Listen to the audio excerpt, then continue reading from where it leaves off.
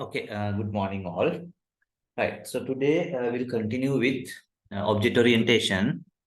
So far we have discussed the object orientation basics, that is what is an object, what is a class, what is an attribute, what is behaviors, then what is how they map into instance variables and class variables, the behaviors map into instance methods and class methods.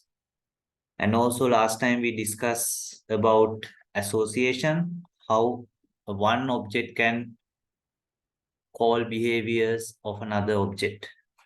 So one unidirectional association, bidirectional association, and also one-to-one association versus one-to-many association. So today we'll move on to our next topic. So we have two more topics to cover, that is inheritance and polymorphism. Right? So we'll first do inheritance, and then we will move on to the polymorphism. So then the object-oriented programming is done. Okay, right. So the note is available in the Google Classroom.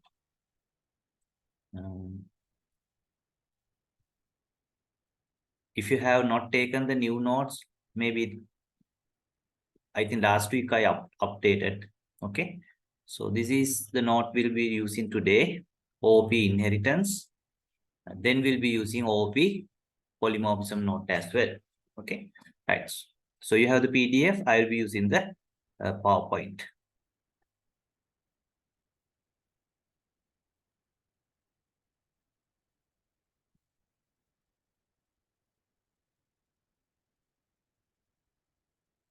Right.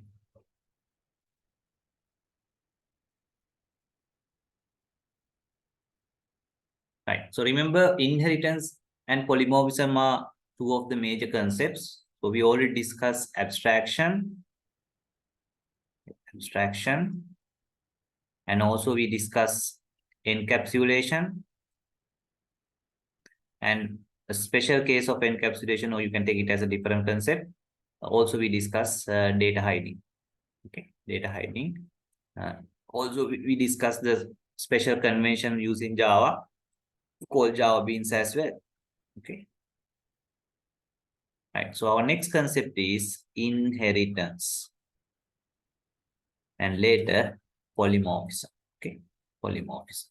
Right. So what is mean by inheritance? Right.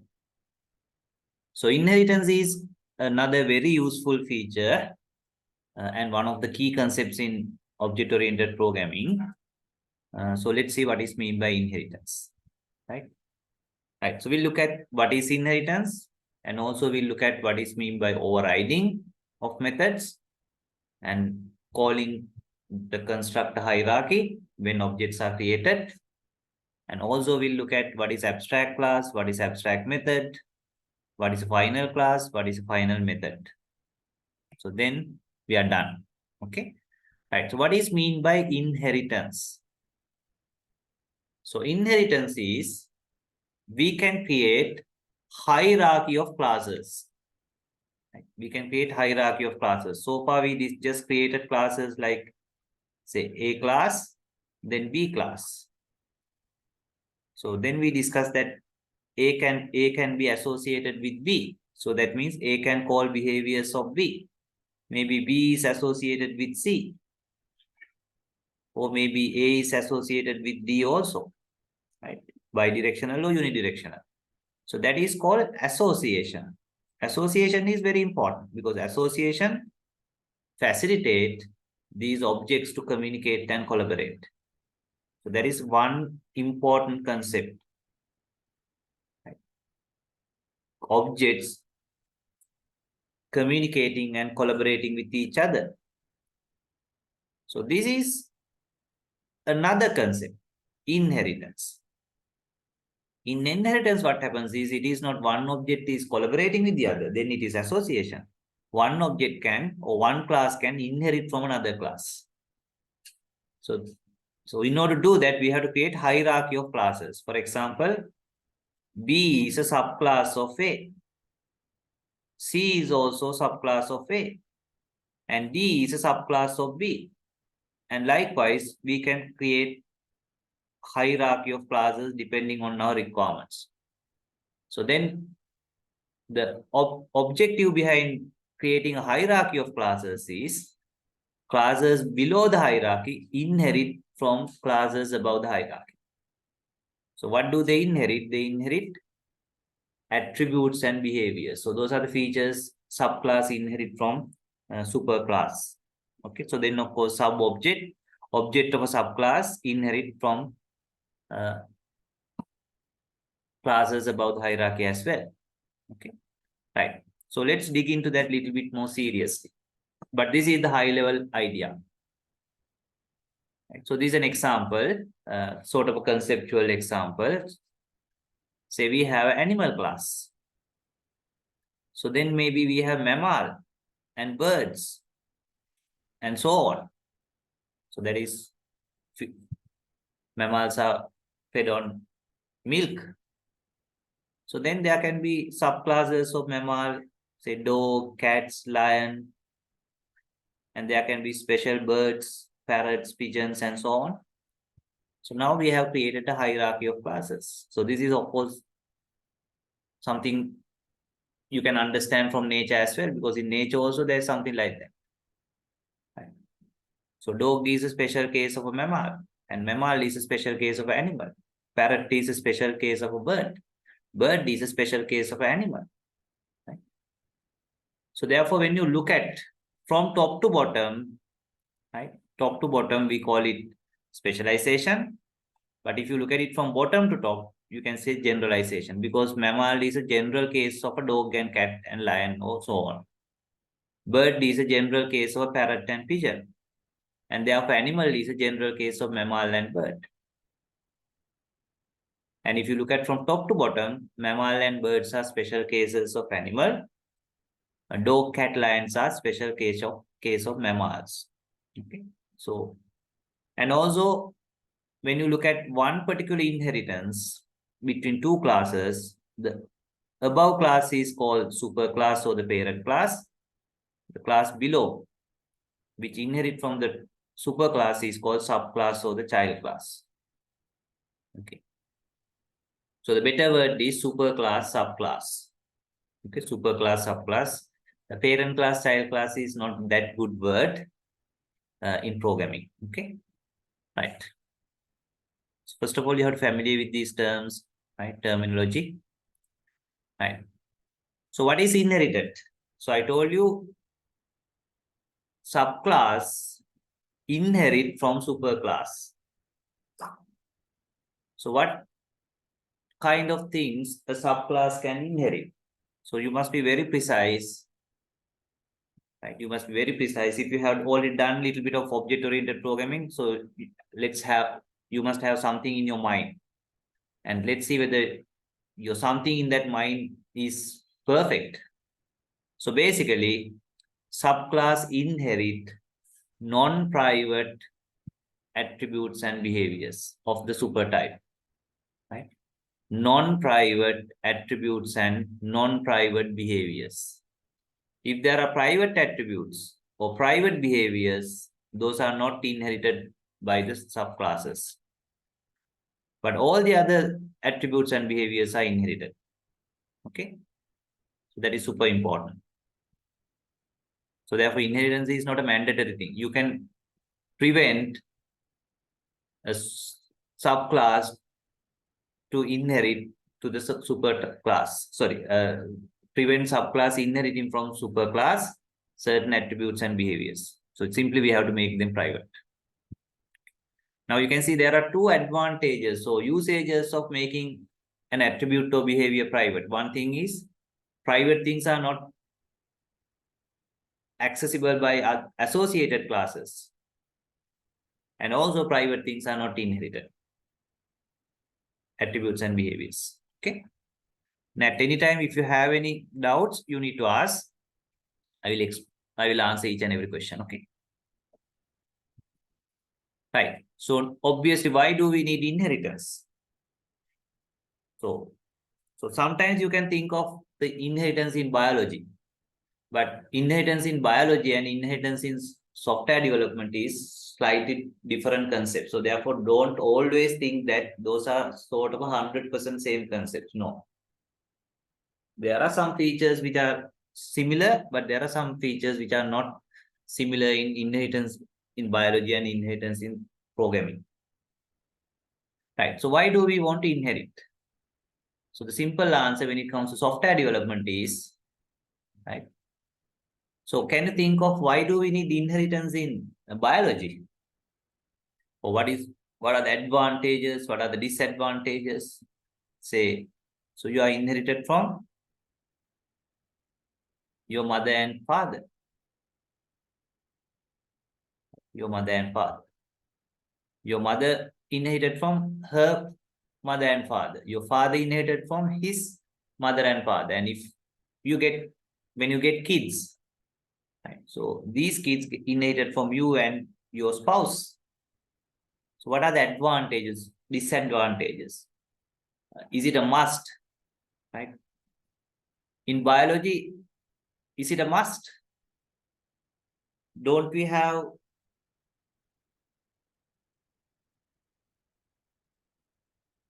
biological creatures where inheritance is not used? Yes, right.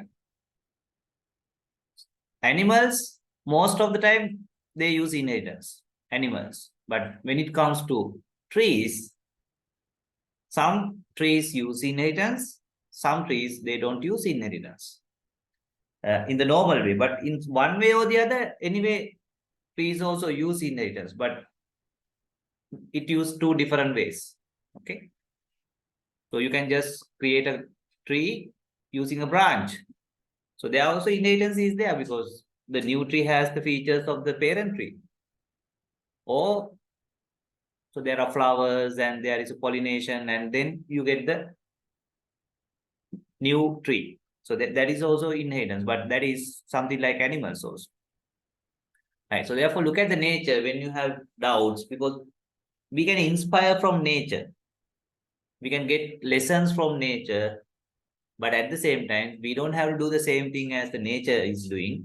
We may alter it for our advantage. Okay, so that is how inheritance is used in software development.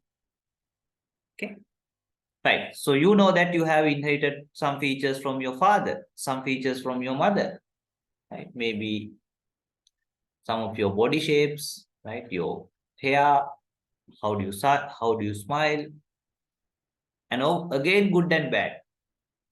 So good things also inherit, bad things also inherit. Right. So what kind of advantage we get in software development programming when we have inheritance? So the simple answer is reusable code, right? Reusable code. Because when a subclass inherit attributes and behaviors, non-private attributes and behaviors, we don't have to code it again. Okay. We don't have to code it. So therefore, we have less effort. We have less effort. And also it's easier to maintain. Because if you want to do a common change, we can just do the change in the super type. So then all the subtypes also see that change rather than you go each and every class and do it. So it's more productive and also more maintainable, reusable when you properly use inheritance. But again, if you misuse it, it's asking for troubles as well. So that is why any technology is not for monkeys, for intelligent people, right? And also, inheritance provide a basis for polymorphism. So inheritance is not a must for polymorphism, but it plays a role in certain type of polymorphism. Anyway, polymorphism is our next subtopic, next topic after inheritance. So therefore, there's a connection between inheritance and polymorphism as well. Okay, so that we'll look at when we discuss the polymorphism.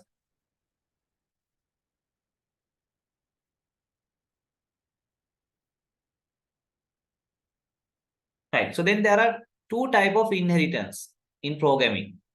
So what is known as single inheritance and what is known as multiple inheritance. So if we use single inheritance, So we restrict so that a class can extend from maximum of one class. The class cannot have more than one superclass.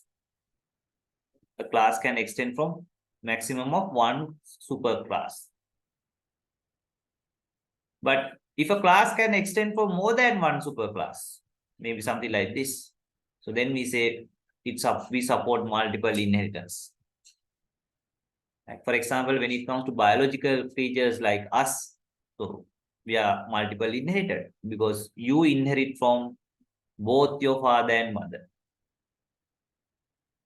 But in most of the modern programming languages, multiple inheritance is not supported. The very first programming language, the early days of object-oriented programming languages like C++ supported this multiple inheritance because that is natural, right? So software developers also look at the nature and inspire. But from that point onwards, like Java, C# also slightly support multiple inheritance, but especially Java, PHP. So multiple inheritance is not supported. So it supports only single inheritance. Okay. So single inheritance means a class can have maximum of one superclass, but superclass can have multiple subclass. That is fine. That is fine. But this is not allowed in single inheritance. Okay.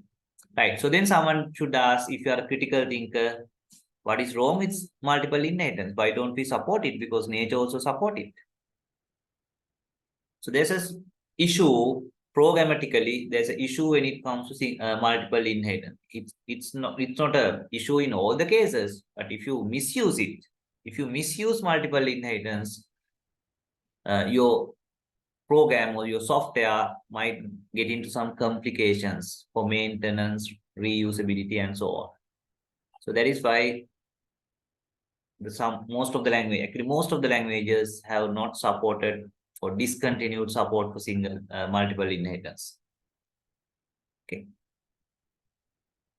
So let's start. Of course, you will not understand why it is bad because still we have not done some coding or serious exercises with inheritance. But anyway, just for your information, if someone asks what is wrong with multiple inheritance or what is the bad effect of multiple inheritance, so we call it the deadly diamond death issue. Okay. So this is possible use of multiple inheritance.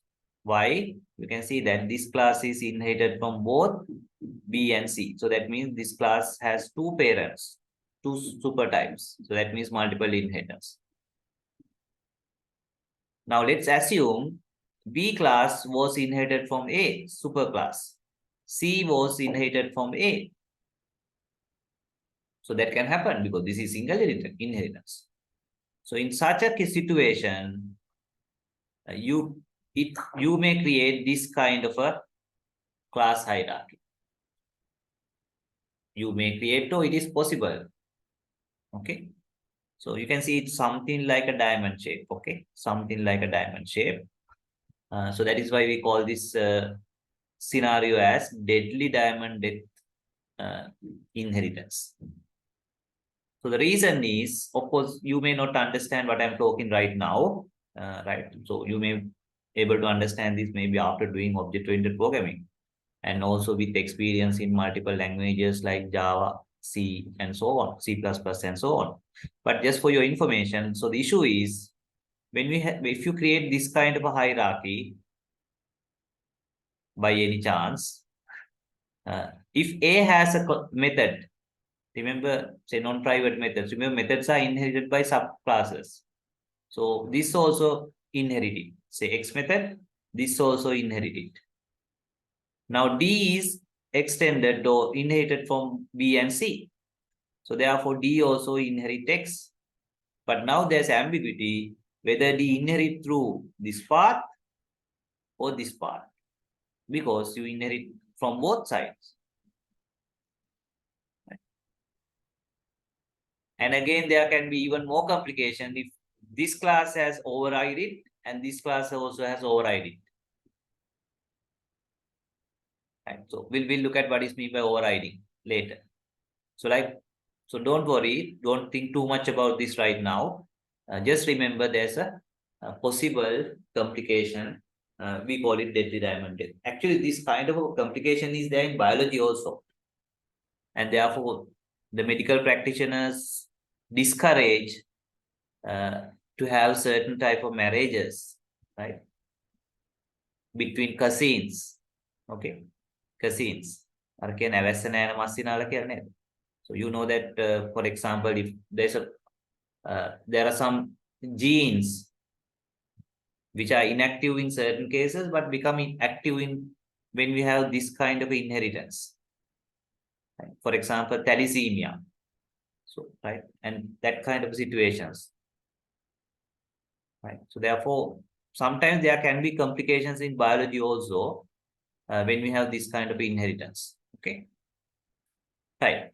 So don't worry too much about that right now. But just remember, languages like Java does not support multiple inheritance because it can lead to this kind of a complicated complications in your class hierarchy if you misuse it. Okay. Right. So this is a practical example where we have account class.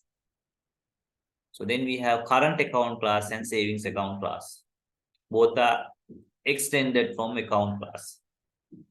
Then we have special case of super savings account class called super savings account class.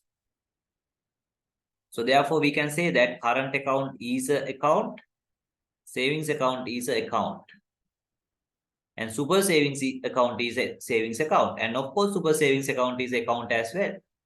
So therefore, sometimes the inheritance is called is a relationship. Is a relationship. Current account is an account. Savings account is an account. Super savings account is a savings account, and of course, super savings account is an account. Right? Is a relationship, another name for inheritance. Okay, less used word, but some people use the word is a relationship. Right. So let's first figure out those theoretical aspects before moving to coding. Okay. So when you create a class hierarchy, right, what you get and what we do or what we can do in the subclass. Okay. For example, say this is my super type A. This is my subtype or subclass B. This is the notation we use. Remember, association, we use this notation. Inheritance, we use this notation. This is association, unidirectional. This is inheritance. Of course, if it is bidirectional association, we just use this. Okay. And the top is for the super type. So no arrow is subtype. Okay. When it comes to inheritance. Right. Now let's say the B class inherited from A class. Now what we want to understand is what we get for B class, what we get and what we can do, what we do.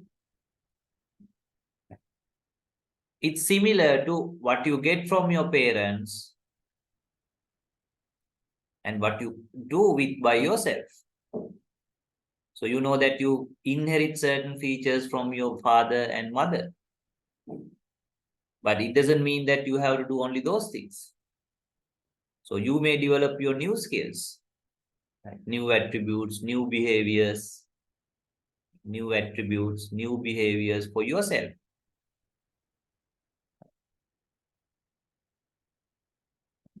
අම්මගේ තාත්තගේ කන විද්ද නැතුනට ඔයාලට පුළුවන් කන විදින්න ඕන නහය විදින්න. quantity කරගන්න.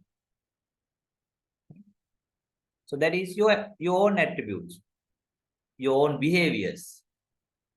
අම්මා තාත්තා ලංකාවේ මිටියට ඔයා ලෝකෙ වටේ ඇවිදින්න යනවා. So new behaviors.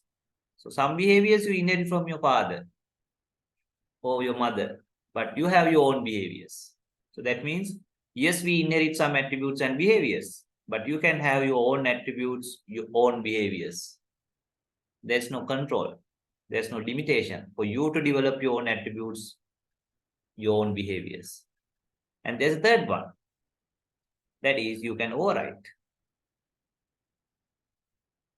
So that means you inherit a particular attribute, but you don't like that attribute. So then you can do it in different way. Actually, it is more applicable for behaviors. You inherit a behavior, but you don't use it. You do it in a different way. So then we say you override the behavior. So you can have your own behaviors, new behaviors, as well as you can override inherited behaviors. Right? Inherited behaviors. Okay.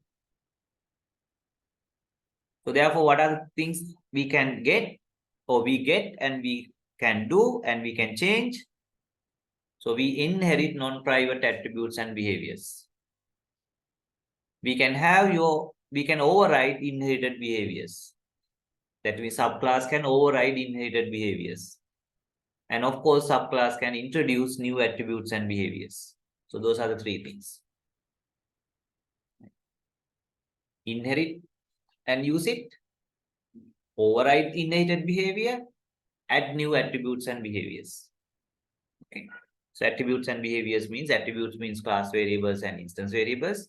Behaviors means instance methods and class methods that we have already discussed. Okay.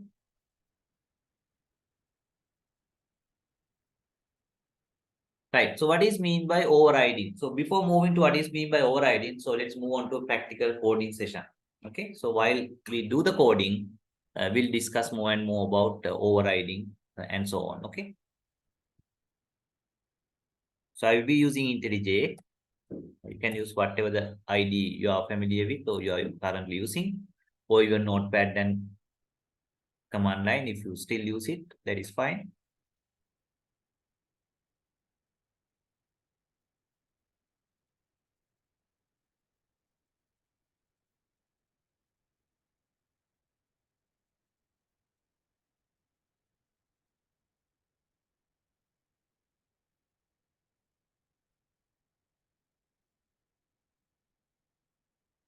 We will be creating all these classes during our inheritance and polymorphism discussion. Okay.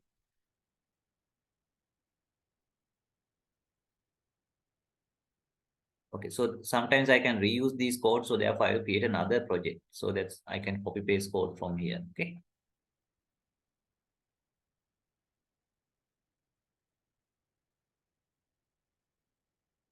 Right. So let me create another project.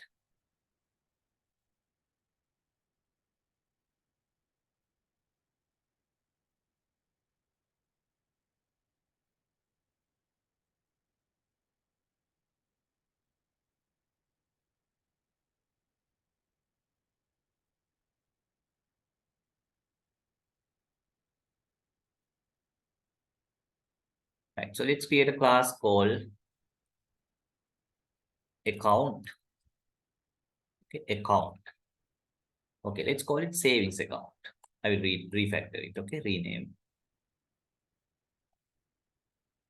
savings accounts.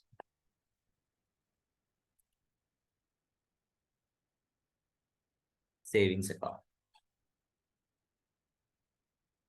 So let's say savings account has these attributes. Say string account number. I will just call it ACC num. Let's say account number. It's not a private attribute. Right? I have not marked it as private. So therefore it is inheritable for the subclasses. And let's say balance. Remember we discussed about the account class last time also. Say double balance. I will add two methods, deposit and okay, let's have add interest also. Sorry, interest rate, double interest rate. And let's have three behaviors, deposit, withdraw, and add interest. Okay. So we did discuss this kind of code last time also for it. Deposit. And of course, when you deposit, you have to tell what amount. say double, say amount, and therefore your balance is incremented by this amount. So balance plus equal amount. Now you can quote the withdraw behavior because it's pretty much a similar thing. One thing is reduce.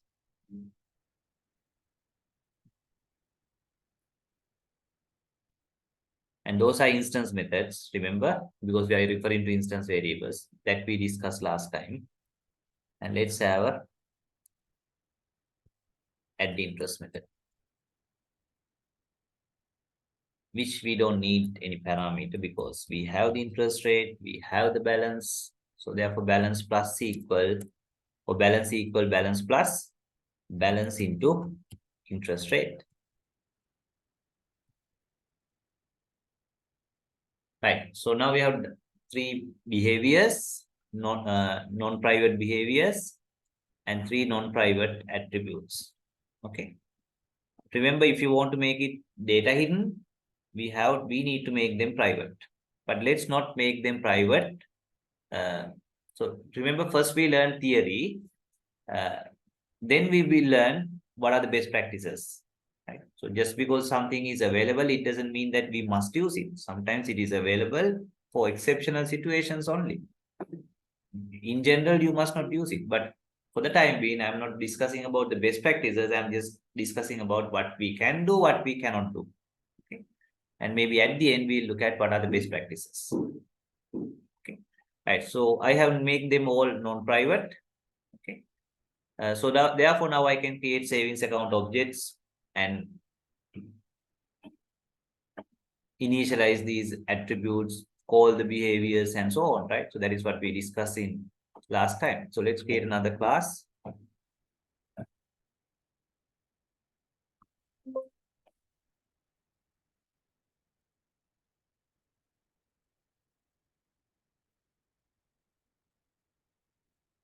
It is not in. So let's create another class called, say, super savings account.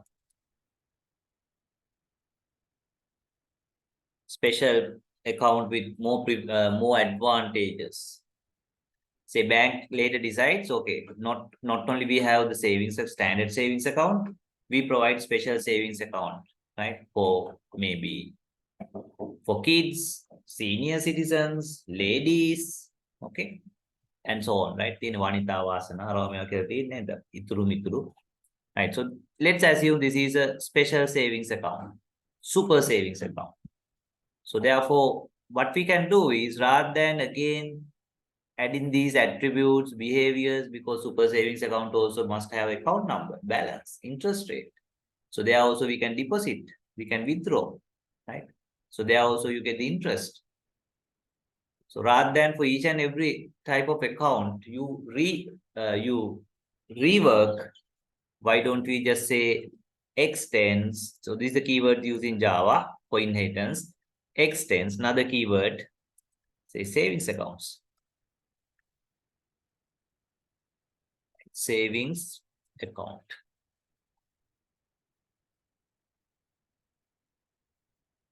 Yes, I think I created the class outside the SRC folder. Okay, so let me take it to the SRC folder. Right. So that is why I'm not getting that one. Okay, now it should be okay. Savings account. Right. So now you can see that all of a sudden my super savings account inherit all these attributes and all these behaviors. So therefore, right now, there's no difference between my savings account and super savings account. My super savings account behaves 100% similar to savings account. Of course, in that case, we don't need to create a super savings account. But let's assume initially the bank is treating the super savings account this very similarly as savings account. Though they have marketed, though they just let customers to create super savings account, but in reality, they get the same benefits and same features according to current implementation. Okay, so if you have any questions, so let me check with the void and string. What do you mean by void and string? So that we discussed in the when we discuss the methods, right? So you can refer to the methods recording because we have already done the methods. So void means the method does not return value. Okay, method does not return value. So we discussed that in our method discussion. So you can refer to the recording. Okay, you can refer to the recording. So maybe you did not attend that session. Okay, right. So void means your method does not return anything. Right. String is just the data type. Right. So that we discuss in data types and variable sessions. Okay. Right. So now my super savings account behaves 100% similar to savings account. Okay. So let's create a test class. So let's call it test accounts. This is just our testing class because we don't have any serious user interfaces and so on. So let's create a method, main method, PSVM. Right. So now I can create savings account objects because savings account is a class. New savings account. And of course, I can set account number, say 001. I can, of course, right now the savings account doesn't have an interest rate. Okay. So remember, we are just doing it as like kids, but these things happens in the big context in a web application or so on, right? So I explained that last time also, how these things happens in reality. Right. Anyway, it's a bad idea to hard code values for interest rate and so on as well. But for the time being, let's now and remember, I have done a small mistake here. Can someone figure out what is bad about this class, or what is the mistake I have made when I design this savings account class? So with your existing understanding about object-oriented features we discussed last time, what is the mistake I have made in this particular class? Can anyone tell me? What's wrong with this class? Wrong means I have not done it properly. Anyone?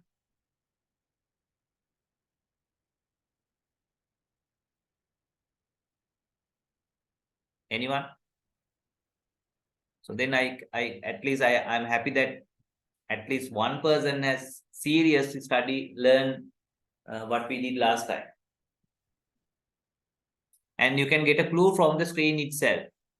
You can get a clue from the screen because this ID has given a small clue that you are doing a bad thing, or maybe suggestion.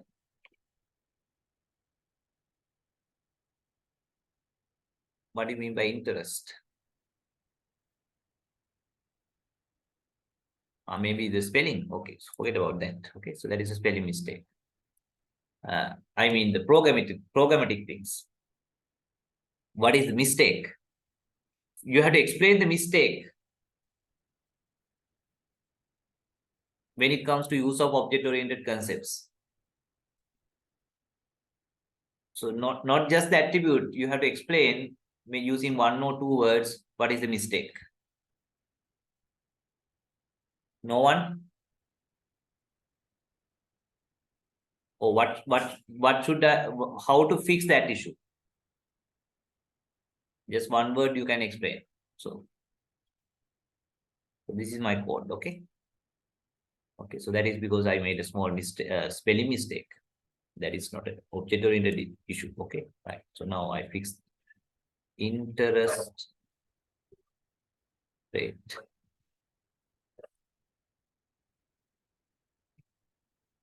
Anyone?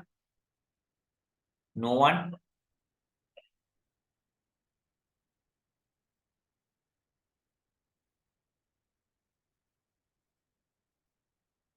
Right. So remember, interest rate is common to all the accounts, savings accounts. If interest rate is common to all the savings account, we should have make it static. That is what we discussed last time. Okay. So if you have a concept which is common to all the objects, not specific to object, we must mark it static Otherwise, we are wasting memory. Okay, we waste memory. And now it's fine, right? Now it's fine. These are instance variable because all of these methods, sorry, these are instance methods because all these methods refer to instance variable called balance. Okay, right. So now, now of course my code is better, better design, right? So let's create an object, and let's, now I have set a value for the interest rate. Okay, let's set a value for interest rate for the time being like 0.1, which is not the best thing to do, but anyway, right? So now I can do deposit, right? SA dot deposit, say 1,000 rupees or 10,000 rupees, and maybe withdraw, say 2,000, and now we can do add the interest. Of course, these things are not happening like this, okay? And this is just a demonstration. And maybe now we can print the account number with balance, okay? SA dot account number,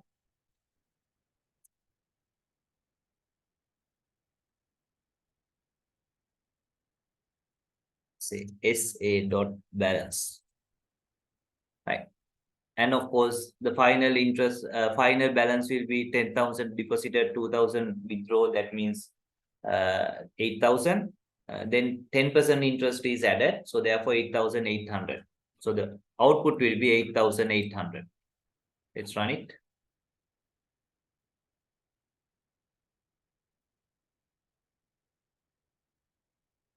Yes, 8,800. So that is as expected.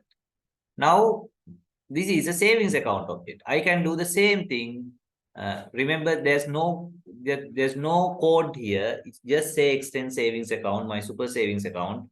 But now my super savings account has all these features. All these features. So therefore, if a super savings account holder log into the system, right? So then of course we have to create a super savings account object. Super savings account object. Let's call it SSA. Then of course we can initialize that account with the account number related to his or her card number. Right? Say that account holder is also doing bit of deposit, withdraw. Of course, these things happens in different sessions, okay? But we just demonstrate it, okay? Say again, say let's have the same values also, 10,000 deposit, 2,000 withdraw, and then we add interest for that also, maybe at the end of the month. Now let's print the super savings account holders account number and balance. Remember, there's no code there, but we can do all the things that savings account can do with super savings account as well, because it has inherited all those things. Right? So let's run this one also. And it will also having 8,800, right? Because we did the same thing. So that is what inheritance is, right? So though we haven't written a single line of code, now my super savings account objects have the identical features of a savings account objects. So it has inherited all the non-private attributes and behaviors. Of course, all are non-private. But remember, your subclass does not inherit private things. Private things. So that is why we said non-private. For example, let's assume, say in this particular super savings account, withdraw is, in super savings account, withdraw is private. Withdraw is private. So now your super savings account does not, super savings account class does not inherit withdraw. It inherit deposit, but not withdraw. So therefore, now you can do, okay. So of course, private things you can't call like this as well. So remember, the private things are not associated, cannot be accessed like that also. So there's another issue here. Okay, let's fix that one.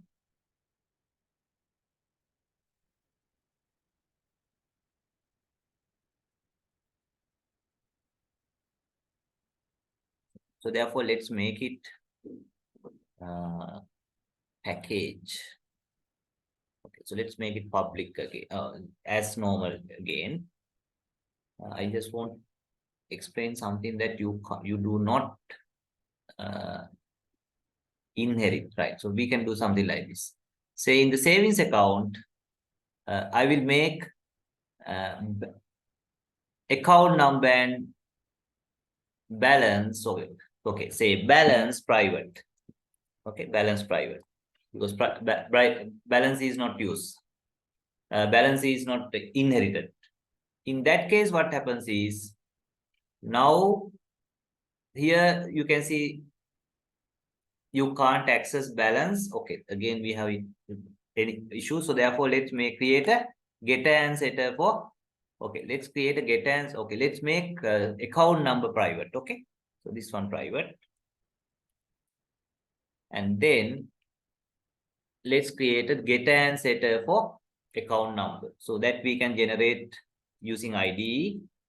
Okay, so let's say getter and setter.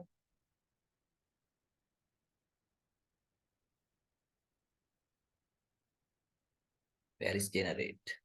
Generate getter and setter for the account number, because I made the account number private, right? So therefore now I can't do like this. Rather, I have to use the set method. Okay, SA dot set account number 001. Now here also I have to use get account number. Okay, get account number. We discussed the Java beans last time, getters and setters. But now I have issue. Here I can use the set account number, but for this one, super savings account, I will not be able to, I will be, definitely I cannot use a set account number. Okay, set account number is also I have made public. So then I have another issue now. Okay, I have another issue because when it is private, I can't use it for the association also. So that it restricts both inheritance and association. So that is why I can't demonstrate that concept right now. How do you explain it?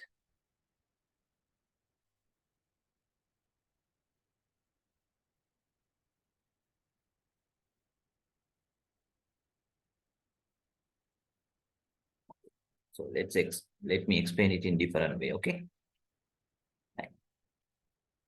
So let me make it again normal thing. Okay. So that I can use account number.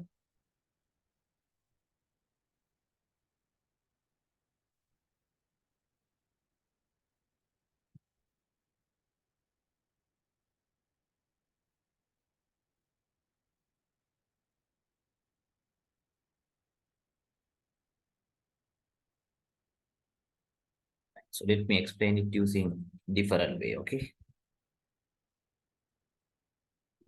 I just want to explain you that the private things are not inherited. Okay. Right. So let me do it like this. Say I have another private variable here. Private. So why I'm having error now?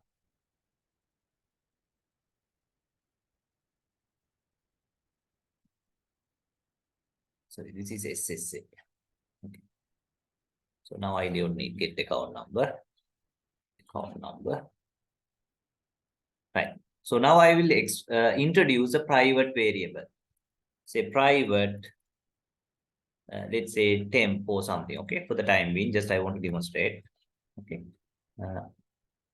Private, say string temp. Okay. Let's say hi for the time being. Now this variable is available only in savings account. This is not inherited by other methods. Okay, this is not inherited by, sorry, this is not inherited by other classes. Okay. Now, for example, let's say we have a method here, or let's say we have a method here, say void who. So there we just print the temp variable. Okay, temp variable. Now let's assume I want to use the temp method in another behavior in the savings account class. So this is the foo behavior. I use the temp variable. Now let's say in the super savings account, I have another behavior. Let's call it bar. Bar. So there I can use account number. For example, I can refer to account number. Account number. Because account number is not a private thing. Private, non-private things are inherited. So therefore, my subclass refer to the account number. Of course, I can even call the bar method. Of course, say SSA dot bar. But there's no bar method here. Right? So there's no bar method here, obviously, right? Because your savings account doesn't have method called bar, but it has a foo method. Okay. It has a foo method. Of course, foo method is also inherited by this, but there's a bar method. But this bar method cannot access, it cannot access the temp variable. Why? It can access account number balance, but it cannot access, right? It cannot access temp variable because temp variable is private. Private things are not inherited. Now let's check that. Say if I want to print the temp variable in my bar method, temp variable, so you can see it's red. I can't run. Class is red. Okay, if I try to run, I will get a compile error. So we can see private access, temp has private access in savings account. So therefore, because temp variable is private in my savings account, so it can be used in your methods, right? It can be used in your methods in the savings account class itself, but not by subclasses, right? Not by subclasses. So therefore, subclass cannot refer to private variables, private methods of the super type. Okay, so that is why we say when we say inheritance, subclass inherit non-private attributes and behaviors. Right? Non-private attributes and behaviors. Private attributes are not inherited. Private behaviors are not inherited. Okay. Right. So now remember we discussed there are three things.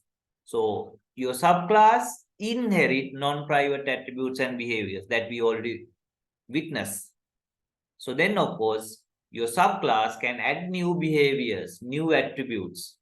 Right? For example, there was no behavior called bar in the savings account class. But my subclass has a behavior called bar. That is fine. So that is subclass can have its own attributes and behaviors. So rather than bar, let's make it a little bit more meaningful. Let's assume that the super savings account has a special attribute called, say, bonus value. Okay. Let's assume every super savings account has a bonus, say some amount that we add for each transaction or whatever. Okay. Okay. So let's say double, say bonus. Let's initialize it to something like 1,000 or 100, or let's say 1,000. Right. So this is a new attribute. So this attribute is available for super savings account, but not for savings account.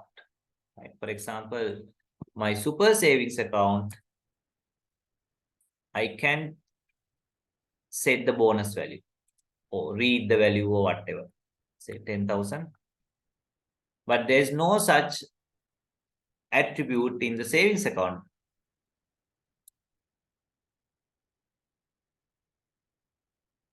My SA, no, there's no bonus. That is obvious because savings account doesn't have an attribute called bonus, but my super savings account has an attribute called bonus. Okay, of course, this cannot be accessed. So therefore, this is not allowed, but this is allowed. So that means my subclass can have new attributes. Now this explains that my subclass can have new behaviors. Right? New behaviors. So let's mark it as add bonus. So what we do is we add the bonus to the your balance. Okay. But that is available only for super savings accounts. Right? Super savings accounts.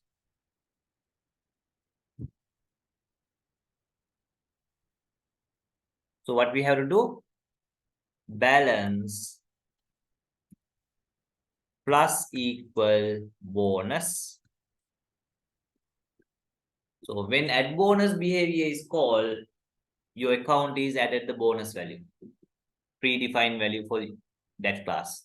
And of course, we can make this also static because the bonus must be same for all the super savings account holders, right? So we can make it static. Now, add bonus is only available for super savings account, not for the savings account. So that means my super savings account has a new attribute and also new behavior. Of course, the attribute is static, behavior is non-static. And you can see that my super savings account can refer to balance because balance is inherited. Balance is not a private variable. Okay. So now I can call the add bonus for the super savings account. Okay. Add bonus. Okay. Add bonus. Of course, then your balance is again different because earlier 8,800, now after add bonus, it must be 9,800. Okay, 9,800. But there's no such behavior for savings account because add bonus is something we added for the super savings accounts only. For savings account, there's no add bonus method. So that is what I told you. Subtype, subclass can have its own new attributes, new behaviors, while inheriting the non-private attributes and behaviors. Okay. So now we have discussed two things. Inherited things, yes, it inherit deposit, withdraw, account number, balance, but not private variables or private methods. At the same time, your subclass can add new attributes and new behaviors, which your super type doesn't have. And now we move on to our third thing. That is, your subtype can override super type behaviors. Like super type behaviors. It's something like your mother can sing. So you also can sing. But if you sing the way mother sings, so that is 100% behavior, inheritance. Right? Right? Remember now, your mother can sing. You also can sing. So that is inheritance. Right? So let's do it. So this is your mother. Forget about the multiple inheritance. This is you. Say mother can sing. You also can sing, but you sing the way mother sing on. 100% you sing the way your mother sing. So that is inheritance. Assume like that. Now maybe you can dance also. But your mother, she never dance. So that means you can have new behavior. You inherit this and you have new behavior. Okay? And maybe your mother can, let's say, cook. So maybe you also inherit cook. But you cook differently. So your mother can cook. You can also cook, but you don't cook the way your mother cook. You cook differently. So then we say you have overridden it. Inherit, new feature, override. Right? Inherit, you do as same as parent type. You develop a new feature, new behavior. You inherit, but you have override it. But you have override. You don't cook the way your mother cooked. So that is overriding. Right. So now let's look at how to do overriding. Okay. Now, for example, in the add interest in the savings account class, there's a method called add interest. Right? Add interest. I don't want to override the withdraw and deposit because deposit behavior is the same for any account. If you deposit 1,000 is added. If you withdraw 1,000 is reduced. So therefore, I don't want to override deposit because that is a standard behavior.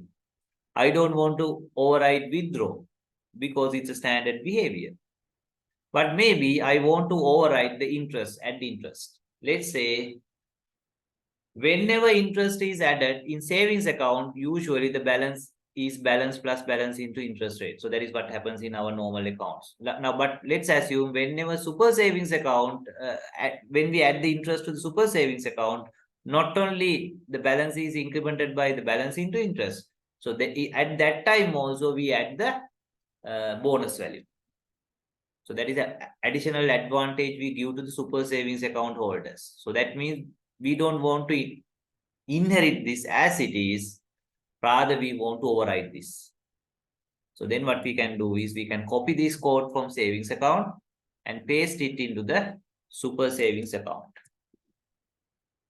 Right? And of course, if you write the same code, it doesn't make sense, then you should have let it inherited. But let's say now I want to override. Now, what is the first thing if you want to override? Write the method signature exactly as in the super type. That means same name, same return type, and also same number of parameters and same data type. You can change the the parameter name because parameter name is only references. But you must have the same method name, same return type, same number of parameters, and each parameter must have the same data type. That means identical signature. Okay. Right. So therefore, anyway, this one doesn't have a parameter at the interest method. So therefore, I don't have to write parameter. But now let's see what I'm doing is balance is balance into interest rate. And then again, we add bonus up to that. Say balance plus equal bonus. Plus equal bonus. So that means we first add the interest in the normal way, then to that interest we add the bonus, but that is only for super savings accounts. Super savings accounts. Okay. Now remember, at this point, balance is 8,000, and then we print this. Okay. And for the super savings account also, at this point, balance is 8,000, but we add the interest. Now, when we add interest for super savings account, earlier we got the same value, right? For example, if you don't have this method overriding, we get the same results for the first output. Right? 8,800, 8,800. This is after adding the bonus, okay? We got the same. But now what we do, so for the super savings account, we have overwritten. Now only I enable it. Overwritten the add interest behavior. So therefore, it is not 8,800. We add another 1,000 during add interest. So therefore, it will be 9,800 here. Then of course, again we add bonus. So therefore, here it will be 10,800. Okay. Now let's run it and see whether our overwritten method is called. Right. Now you can see up to this point, both savings account and super savings account, we did the same transactions, but during that interest, for the super savings account, the overwritten method has been called. Overwritten method has been called. For this, you can do a debug session. So let's have a debug point here. And also let's have a debug point here. Okay. And let's see to which method is called here and which method is called here. Okay. So let's now do a debug. Right. So now this is the savings account object. Okay, savings account object. Now I will step in. Okay, and you can see it is in the savings account class at the interest method. That is obvious. Okay, that is obvious. So I will just step over. Right. So that is fine because that is savings account. Okay. Now let's get into our super savings account. Now we are calling that the interest. Now let's step in, and you can see you are in the add interest method of the super savings account. So that means when you have the same method in to a class hierarchy, it calls the subtype behavior. If it is a super savings account add interest is called. If it is savings account add interest is called. Of course, if you have not overridden, it always calls the super type. Okay, because you don't have that behavior in your class. Okay, and of course, add bonus is in your class. So therefore, add bonus is definitely in your class. Okay. That is how it goes. Now, when you call the deposit behavior, it has no option but to call the deposit behavior of the savings account because there's no deposit behavior here. So you just use the inherited one. So therefore, it's very, very important that you do debugging, right? Have some breakpoints and experience, right? So when you call deposit method, which deposit method is called? Of course, the super savings account deposit method. When you call add interest for savings account, it is the savings account add interest. When you call that interest for super savings account, it is the super savings account add interest, and so on. Okay. Right. So now we have discussed about what is inheritance. Right. So inheritance is creating a hierarchy of classes such that classes below the hierarchy get or inherit non-private attributes and behaviors of supertypes. And in your subclass, you inherit non-private attributes and behaviors. You can add new attributes and behaviors, and you can override any inherited behavior. Okay. And we can create a hierarchy of classes. It's not just two classes. For example, there can be a special type of super savings account, and so on. Maybe there's another special type of savings account, and so on. Okay, so you can make it to a hierarchy, but Java does not support a class inheriting from more than one class. So you can't say my super savings account class inherit from both savings account and maybe something else. So that is not supported by Java and most of the new generation programming languages. Okay. Right. Any questions up to this point? Because now we have discussed method overriding as well.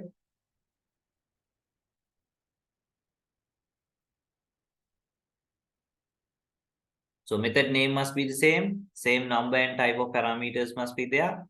Visibility cannot be broad. For example, if my previous one is package level, you can't make it public. So don't worry about that. That will be discussed in packages session. Okay. So don't think too much about this one because this you can understand when we do the packages and access modification. Okay. But this must be the same. Right. So we did rather than A, B, C, we did with savings account and super savings account. Okay. Overriding.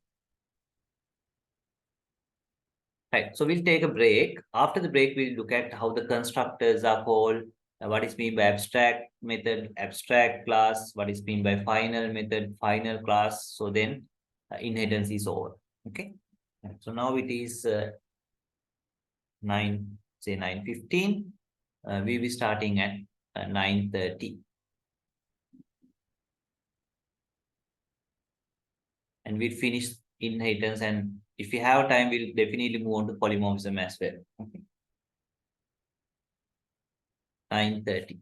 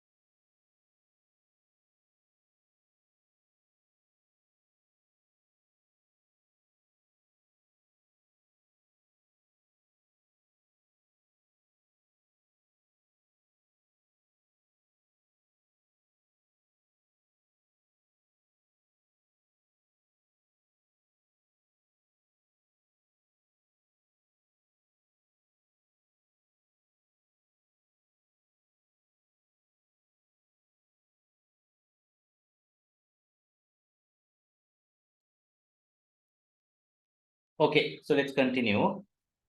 Right. So now we have discussed about what is inheritance, what is inherited, what are the things that we can do in the subclasses. Okay. Right. So when it comes to creation, object creation, what happens? Okay. So let's look at it practically as well. Now remember here we created a savings account object. And here we create a super savings account object. So let's see what constructors are called when you create a savings account object. What constructors are called when you create a super savings account object. So in order to look at it, let's have a constructor, because here you don't have a constructor in any of our classes. Okay. So let's create a constructor. You know what is a constructor is.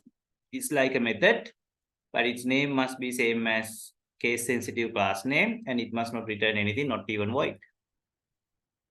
And let's have a S out just to check whether the constructor is called. We don't do anything else. Okay. Say savings account constructor call. So let's copy paste this and put up. Let's have a constructor for the super savings account also. But we have to change the name.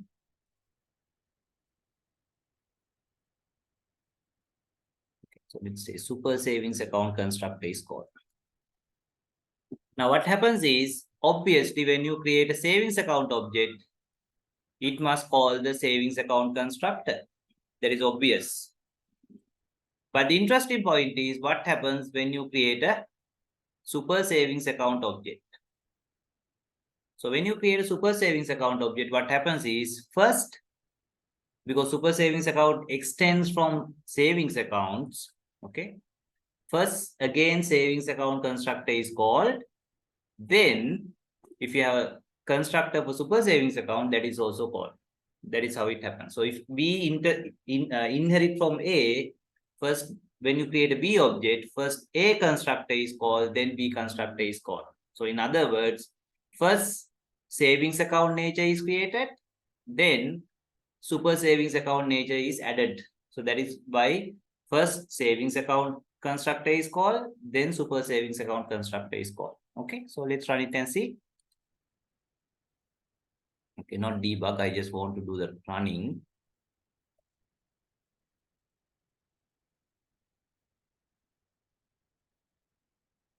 Anyway, I just called the debug, so let me again run it. Okay, I will rerun it. Right. So this is what happens when you create the savings account. So savings account constructor is called. But when I created the super savings account, first again the savings account constructor is called, and then only super savings account constructor is called. Right. So if you want, we can just have a debug point here and also debug point here and double check. So that is super important that you do a debugging session. So that is where you learn, you see the concepts in action. Right. So let me debug. Right. Now I'm in this line. Still this line is not executed, but I want to step in so that see whether which constructor is getting called. So I step in, not step over. Okay. Step in. And of course, the variables are getting initialized first. That is okay. Now you can see that the constructor is called. Which constructor? Savings account constructor. Because what I create is a savings account object. Okay. So then, of course, some other instance variables are getting initialized now. And now the savings account constructor is fully called and done. So only the savings account constructor is called. That is as we expect. Okay. Because it's a savings account object. Now let's step over until we get into the super savings account. Now this is where we create a super savings account. So therefore, let's step in.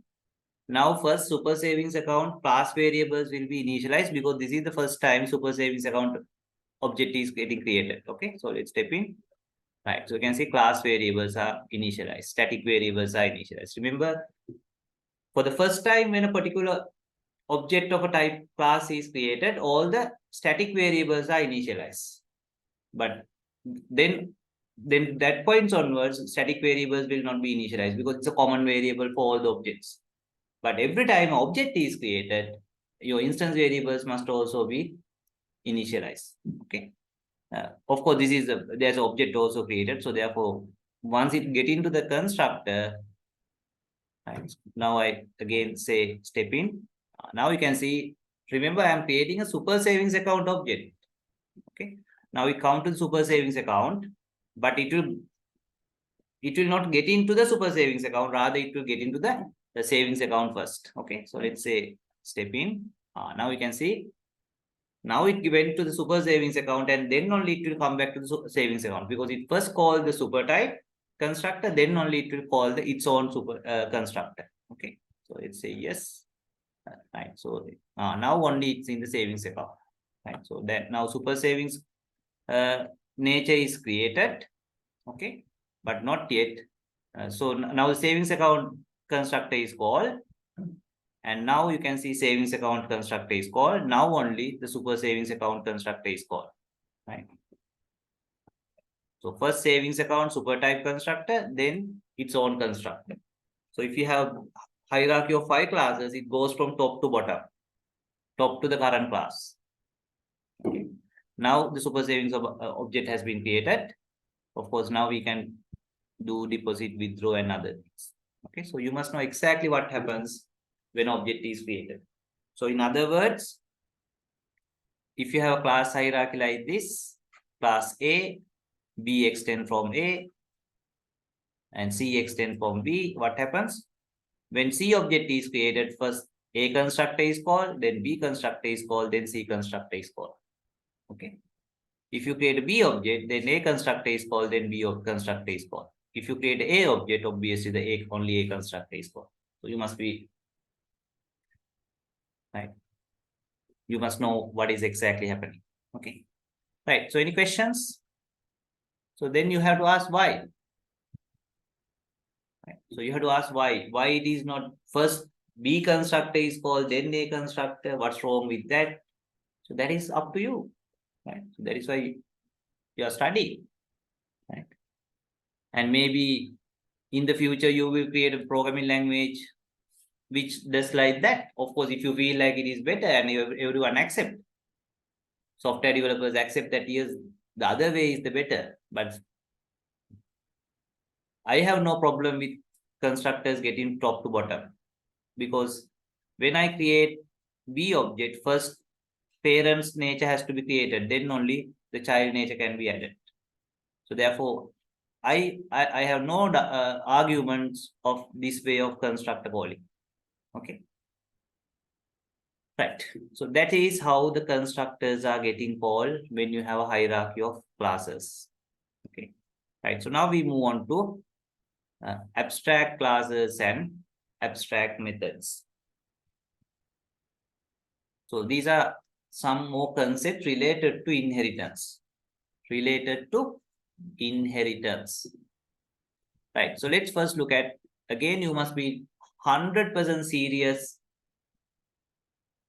about your what is abstract class, what is abstract method, why do we need abstract classes, why do we need abstract method, and some practical scenarios where we can use the concept of abstract class and abstract method. Okay. Now, can you think of practical scenarios where we can use inheritance other than savings account, super savings account? So you must be able to take a piece of paper and draw some possible class hierarchies in different applications, possible applications. Okay.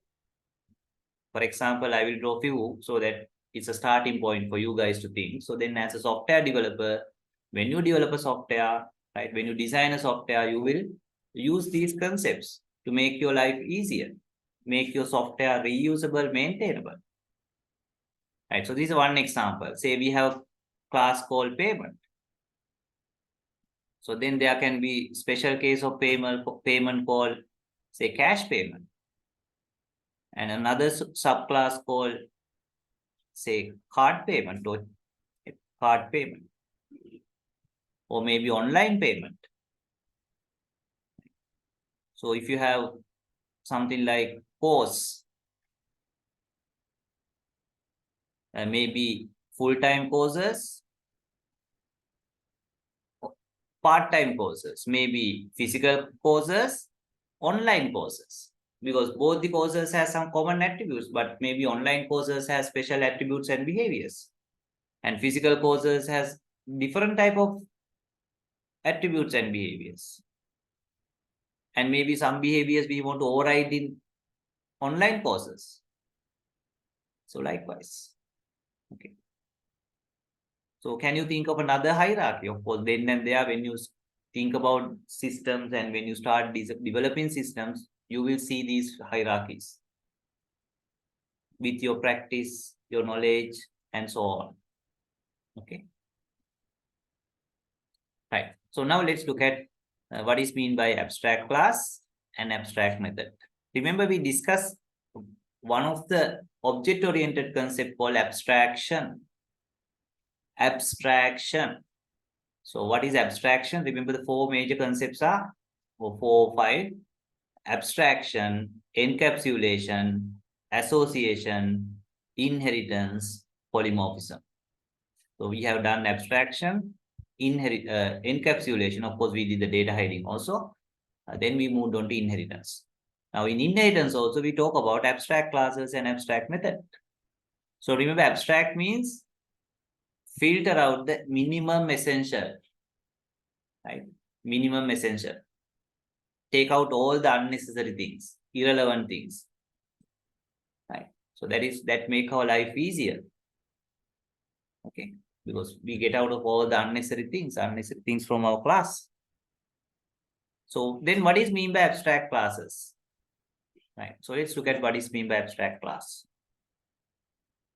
An abstract class is a class that you cannot create objects, or you can't create instances of that class. So if you have a class where you cannot create objects out of that, we call it abstract class. Okay. So for example, from savings account class, we created savings account objects. From super savings account class, we created super savings account object. From order class, we want to create order objects. From payment class, we want to create payment objects. So then someone will ask, why do you need a class which you can't create objects? What is the purpose of that class? Okay. So remember, every class has 2 reasons to exist. 2 reasons to exist. Every class has 2 reasons to exist. So can you think of every human being? You are a human being, right? So you have many reasons to exist, of course, hundreds and thousands of reasons. But can you tell me, as a biological creature, few reasons for your existence? Those who have done bio, it doesn't mean that you must do it. It's optional. But the nature expect that you do these things. Nature try hard. Right? Nature is funny thing. So that is why some people call nature as God. Some people call it karma. Because nature is a mysterious thing. That is why people give different names, and sometimes they worship also. Hari. ඒකට වඳිනවා නමක් දාලි වල ඊට පස්සේ. ඒක තේරුම් ගන්න බැරි ඒවට වඳිනවා මිනිස්සු. තේරුම් ගන්න සමහර මිනිස්සු තේරුම් ගන්න බැරි ඒවා ඉතින් ඒවා තේරුම් ගන්න ටික අමාරු දේවල් කියලා තේරුම් ගන්න උත්සාහ කරනවා. සමහර මිනිස්සු තේරුම් ගන්න උත්සාහ කරන්නේ නැත්නම් ඒකට වැදලා තියෙනවා. නමක් දාගෙන ඉන්න board ලෑල්ලක් Alawala. So one of the reason for your existence that the nature expect is you breathe, because nature want to make sure that the biological creatures keep exist. So it try hard to retain that existence. So therefore, that is why your parents have children. Maybe you also planning to have children. So the nature try to make it attractive. So nature try to make you feel like doing that. So that is why the nature has made the sexual intercourse a pleasurable thing. Otherwise, people will not do that. Right? People will not do that. So nature want to make sure that you exist. Otherwise, you will feel like this life is not worth. So that is why the nature has made foods tasty for you. So you feel foods are tasty. That is why you feel like nature is playing tricks with you. Nature කියන එක නේ ඔයත් එක්ක පොඩි tricks play කරනවා. මොකද එයා බලන්නේ මේ ඔයාව ජීවත් කරවන්න සහ breed එක ගෙනියන්න අරයි යන්න. So therefore one of the reason for you is let others inherit from you. Other thing is you do your other tasks, interactions. So therefore when we have a class, so that is some reason for existence of a object of human class. You are object of human class. If you have a dog in your house, that is a object of a dog class. Maybe it's from Alsatian class. Another dog may be from another, right, Rottweiler class object. But both are dogs. Now, one of the reasons why we are having class is to create objects. To create objects. What is the second reason? Support inheritance. Right. So we have two reasons for class in programming. So forget about the nature because these concepts we have built. Right. Software designers, software developers, computer scientists have developed. So what are the two reasons for a class? Create objects, support inheritance. So let other classes inherit from that class. But if you make a class abstract, you cut down this. You eliminate this possibility. So that means your class can no longer create objects, still it can inherit. So abstract classes are classes where it only support inheritance but not supporting object creation. Okay, object creation. So that is called abstract class. Abstract class. Okay. Take an example. So these are not 100% related. Okay, hari niya rahat වෙලා වගේ. rahat වුණාම ආසාව නැති වෙනවා කියනවානේ. ආසාව නැති වුණාම දරුවෝ හදන්න නෑනේ. මම දන්නේ එහෙම කියනවා. හරි මම දන්නේ නෑ. හරි. එතකොට එයා එක්සිස්ට් වෙනවා විතරයි. එතනින් එහාට ඉන්හෙරිටන්ස් නැති කරනවා. ඒ කියන්නේ කිව්වේ නේද මේ කෑණි මඩල කඩලා දැම්මා, පරාල බිඳලා දැම්මා කියලා කිව්වයි කියනවා නේද? බුදු වුණා. හරි. So something like that. Okay, so this is just analogy, right? Those are two different concepts. Okay, right. So still it can inherit, but you can't create objects. So then you have to ask, why don't you create objects? So why do you want to restrict a class, right, making objects? So if you are a critical thinker, you have to ask why. So if class can do two things, creating objects and inheritance, what do you want to restrict this? Why do you want to restrict this and allow only this? So can anyone give me the answer? Those who have read the note, those who are already familiar with object-oriented concepts, anyone? Why do you want to restrict this and let only inheritance play for a particular class? Say, I want to make class A abstract class. What is the reason? So the simple reason is, remember we are developing business software. We are developing software for different usages, applications. So there are some concepts which are too general, too abstract. So therefore, in business sense, domain sense, those objects, they don't exist because they are too general, too abstract. But specific cases exist, special cases exist. But then for specific cases, we can see that in reality, yes, those objects are there, those instances are there, but not these type of objects. So then what we do as software designers, we mark this class where in reality objects are not available, we mark it as abstract, so that even by accident, no one will be able to create objects. Because if you create objects, of course, you will be able to create the object, but then that violate business rules, that violate domain rules, because in reality, you don't have that kind of objects. So therefore, in that kind of a situation, we mark that class as abstract. So now we are into the serious concepts. I told you object orientation or oriented soft programming is not for the kids. Right? Not for the kids. This is for serious people who like to think.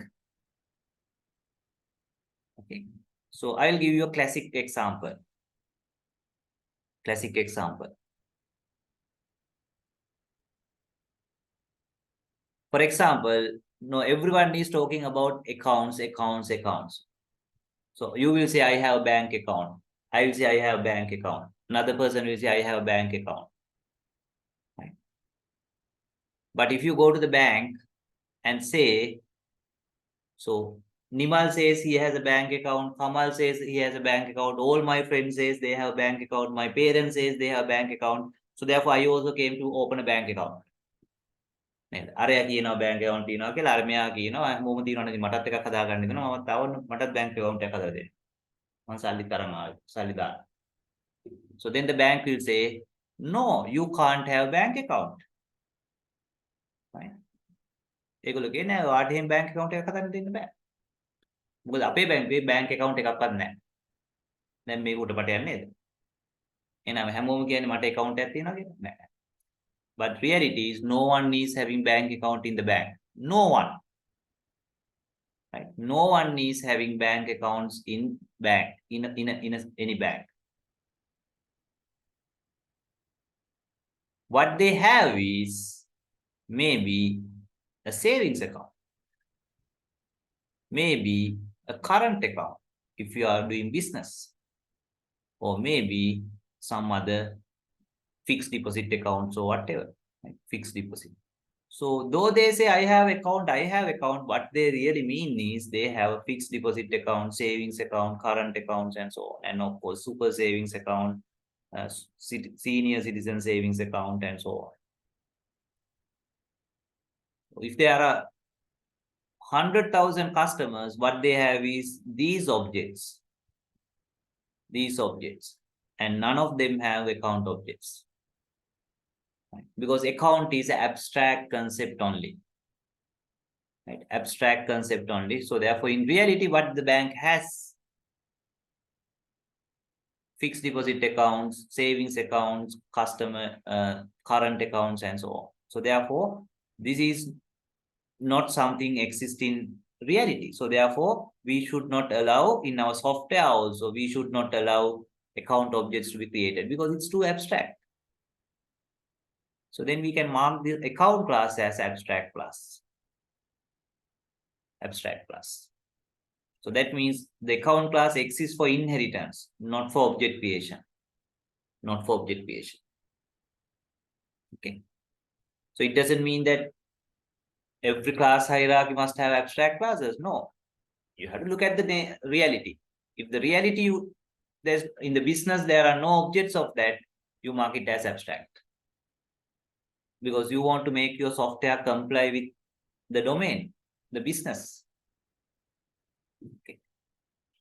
So there's another interesting example. So we all talk about dogs. අල්ලපු ගෙදර බල්ලෙක් ඉන්නවා, අපේ ගෙදර බල්ලෙක් ඉන්නවා. Cats, lions, and so on. But maybe we call each of these cats, lions, dogs, parrots as animals. Right? But no one has an animal object. කවුරු හරි කියනවා අපේ ගෙදර සතෙක් හදනවා කියලා. එහෙම කියනවා. නමුත් ඇත්තටම සතෙක් හදනවා කොහොම අන්තිමට හදලා තියෙන්නේ මොකද්ද? පූසෙක්ව බල්ලෙක්ව නේද හදලා තියෙන්නේ. So therefore, no one can say we have animals. As a concept, we have an animal. But in reality, what you have is dogs, cats, kettles, right? And so on. So therefore, in reality, we can mark animal class as an abstract class because this is abstract concept. අපිට ඔක තවත් abstract කරගෙන ගිහිල්ලා යන්න පුළුවන් කොතනද? ජීවියෙක් කියන தත්තරේ වෙනකන් යන්න පුළුවන්. ජීවියෙක්. හැබැයි ජීවියෝ ලෝකේ නැහැ. අඩුම ගානේ එක බැක්ටීරියාවක් නේද? අර කියන බැක්ටීරියාව මේ කියන වෛරස් ඒවත් කියලා එනවා. So therefore animal is abstract concept. Okay. So then you can, how do you mark that class is abstract? You just have to have the abstract keyword, right? Abstract keyword. So when you use the abstract keyword in front of the class like this, so that means now the class A is abstract. So therefore you can create classes which extend abstract class, but you can't create objects. You can't create objects like this. You will get a compile error. You will get a compile error saying object creation is not allowed. If you want to create object, you have to remove abstract keyword. Okay, so that I don't do it. You can just do it by yourself, right? I don't do all the codes now. Some of the codes you have to do it by yourself and experience it. Okay, right. So now you know why there's a concept called abstract classes, and you know how to do it. And you know what is abstract class is. Abstract class is a class which does not support creation of objects. It supports only inheritance. Okay, inheritance.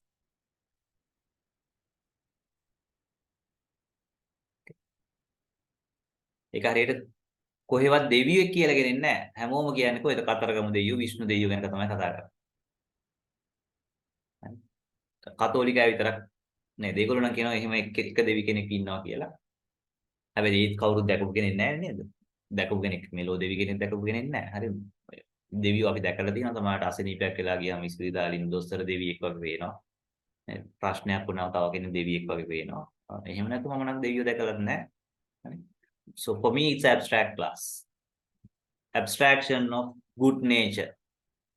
That's it. So therefore I don't worship for whatever. It's abstraction of human mind. Right. So therefore abstract class is only for inheritance. And if in reality objects are not created, why don't we mark it abstract? Right. So we want to make our software comply with the domain. Okay. Right. So now we move on to abstract methods. Okay. So what is an abstract method? Abstract method is a method without implementation. Method without implementation. That means you have the method name, method signature, but you don't implement it. Just the method name is there. Okay. So how to make it abstract method? You just use the abstract keyword and don't write the body. So something like abstract void, say add interest. Maybe if you have parameters you can have, but then semicolon. Don't write the curly bracket and write the code. So this is an abstract method. Okay. So you have a method signature, the method name, return type, and parameters, but you don't have the logic, process logic there. Just semicolon and end. So then we call it abstract method. Okay. So that is what is abstract method. So then you must ask, and also I explain how. Just have the abstract keyword in the method and don't implement the method. So then of course you need to ask why. Why do you want to mark an abstract method? Or mark a method as abstract and skip implementation? So the reason is maybe at that level of the class, that behavior is too general. It's not specific. It's not determined yet. You need to get into lower levels to determine what is the exact behavior is. So then you mark it as abstract method. Right? You mark it as abstract method. Because still we don't have the enough information. At that level, we don't have enough visibility information to implement it. Okay. So then someone will ask, of course, critical thinkers will ask, so if it is too abstract at that level, why don't you just keep that method? මමත් නිකන් මහ පිස්සෙක් වගේ මම ප්‍රශ්න අහනවා මම උත්තර දෙනවා. මෙලෝ කෙනෙක් ප්‍රශ්න අහන්නේ නැහනේ. ඒක ලංකාවේ සංස්කෘතිය කොටසක් නෙවෙයි. අපේ සංස්කෘතියට අනුව ප්‍රශ්න අහන එක එහෙම වහන්න බෑනේ. ඉස්කෝලේ ගුරුවරයා ඉන්නේ එක ලෙවල් එකකනේ. ගුරුවරයා උඩ ගුරුවරයා ලොකු පුටුවක් තියෙනවා. සමහරට වේවලකුත් අරන් එන්නේ. ඉතින් ප්‍රශ්න අහන එහෙම සංස්කෘතියක් හැදුවේ නෑනේ ඔයගොල්ලන්ට පොඩි කාලේ ඉඳලා නේද? එහෙම සංස්කෘතියක් හැදුන්නේ නැතුණා. ඉතින් එහෙම ප්‍රශ්න අහන්න නැති එක ගැන මට මුතුන් කියන්න දෙයක් නෑනේ. ඒ සංස්කෘතිය බිඳගෙන එන එකෙත් තමයි ප්‍රශ්න අහන්න පටන් ගන්න. සංස්කෘතිය කුඩු කරලා එළියට එන එක්කෙනෙක් දෙන්නෙක් ඉන්නවා සමාජයේ. ඒගොල්ලෝ ප්‍රශ්න අහන්න පටන් ගන්නවා. ප්‍රශ්න අහනවා කියන්නේ මේ හරක් ප්‍රශ්න අහන එක නෙමෙයි. හරි. වැලිඩ් ප්‍රශ්න අහනවා. කමන්නේ ඕගොල්ලෝගේ ප්‍රශ්න අහන්න නැතුව තමන්ම निराකරණය කරගත්තත් ඒක ප්‍රශ්නයක් නැහැ. මම හිතනවා ඕගොල්ලෝ තනියෙන් निराකරණය කරගන්නවා කියලා. මොකද සමාජයට ඇවිල්ලා ප්‍රශ්න අහන්නේ ඕගොල්ලන්ගේ සංස්කෘතියේ කොටසක් නෙමෙයි හන්දා. Right. So why don't we just keep it then if it is too general? So the reason is still we need the method signature as abstract method to support polymorphism. So otherwise we can't use that method polymorphically. So that is why we have abstract method. So if someone asks why do you need abstract methods, your simple answer is to support polymorphism, nothing else. Because you don't inherit. Because you don't write any code to inherit. So therefore the main reason or the only reason to have abstract methods is to support polymorphism. Right. So that of course you don't understand yet because we haven't done the polymorphism yet. Right. But therefore don't try to understand that right now. Just be aware there's a concept called abstract methods. You can have a method without body and you can mark the method as abstract using the abstract keyword. Okay.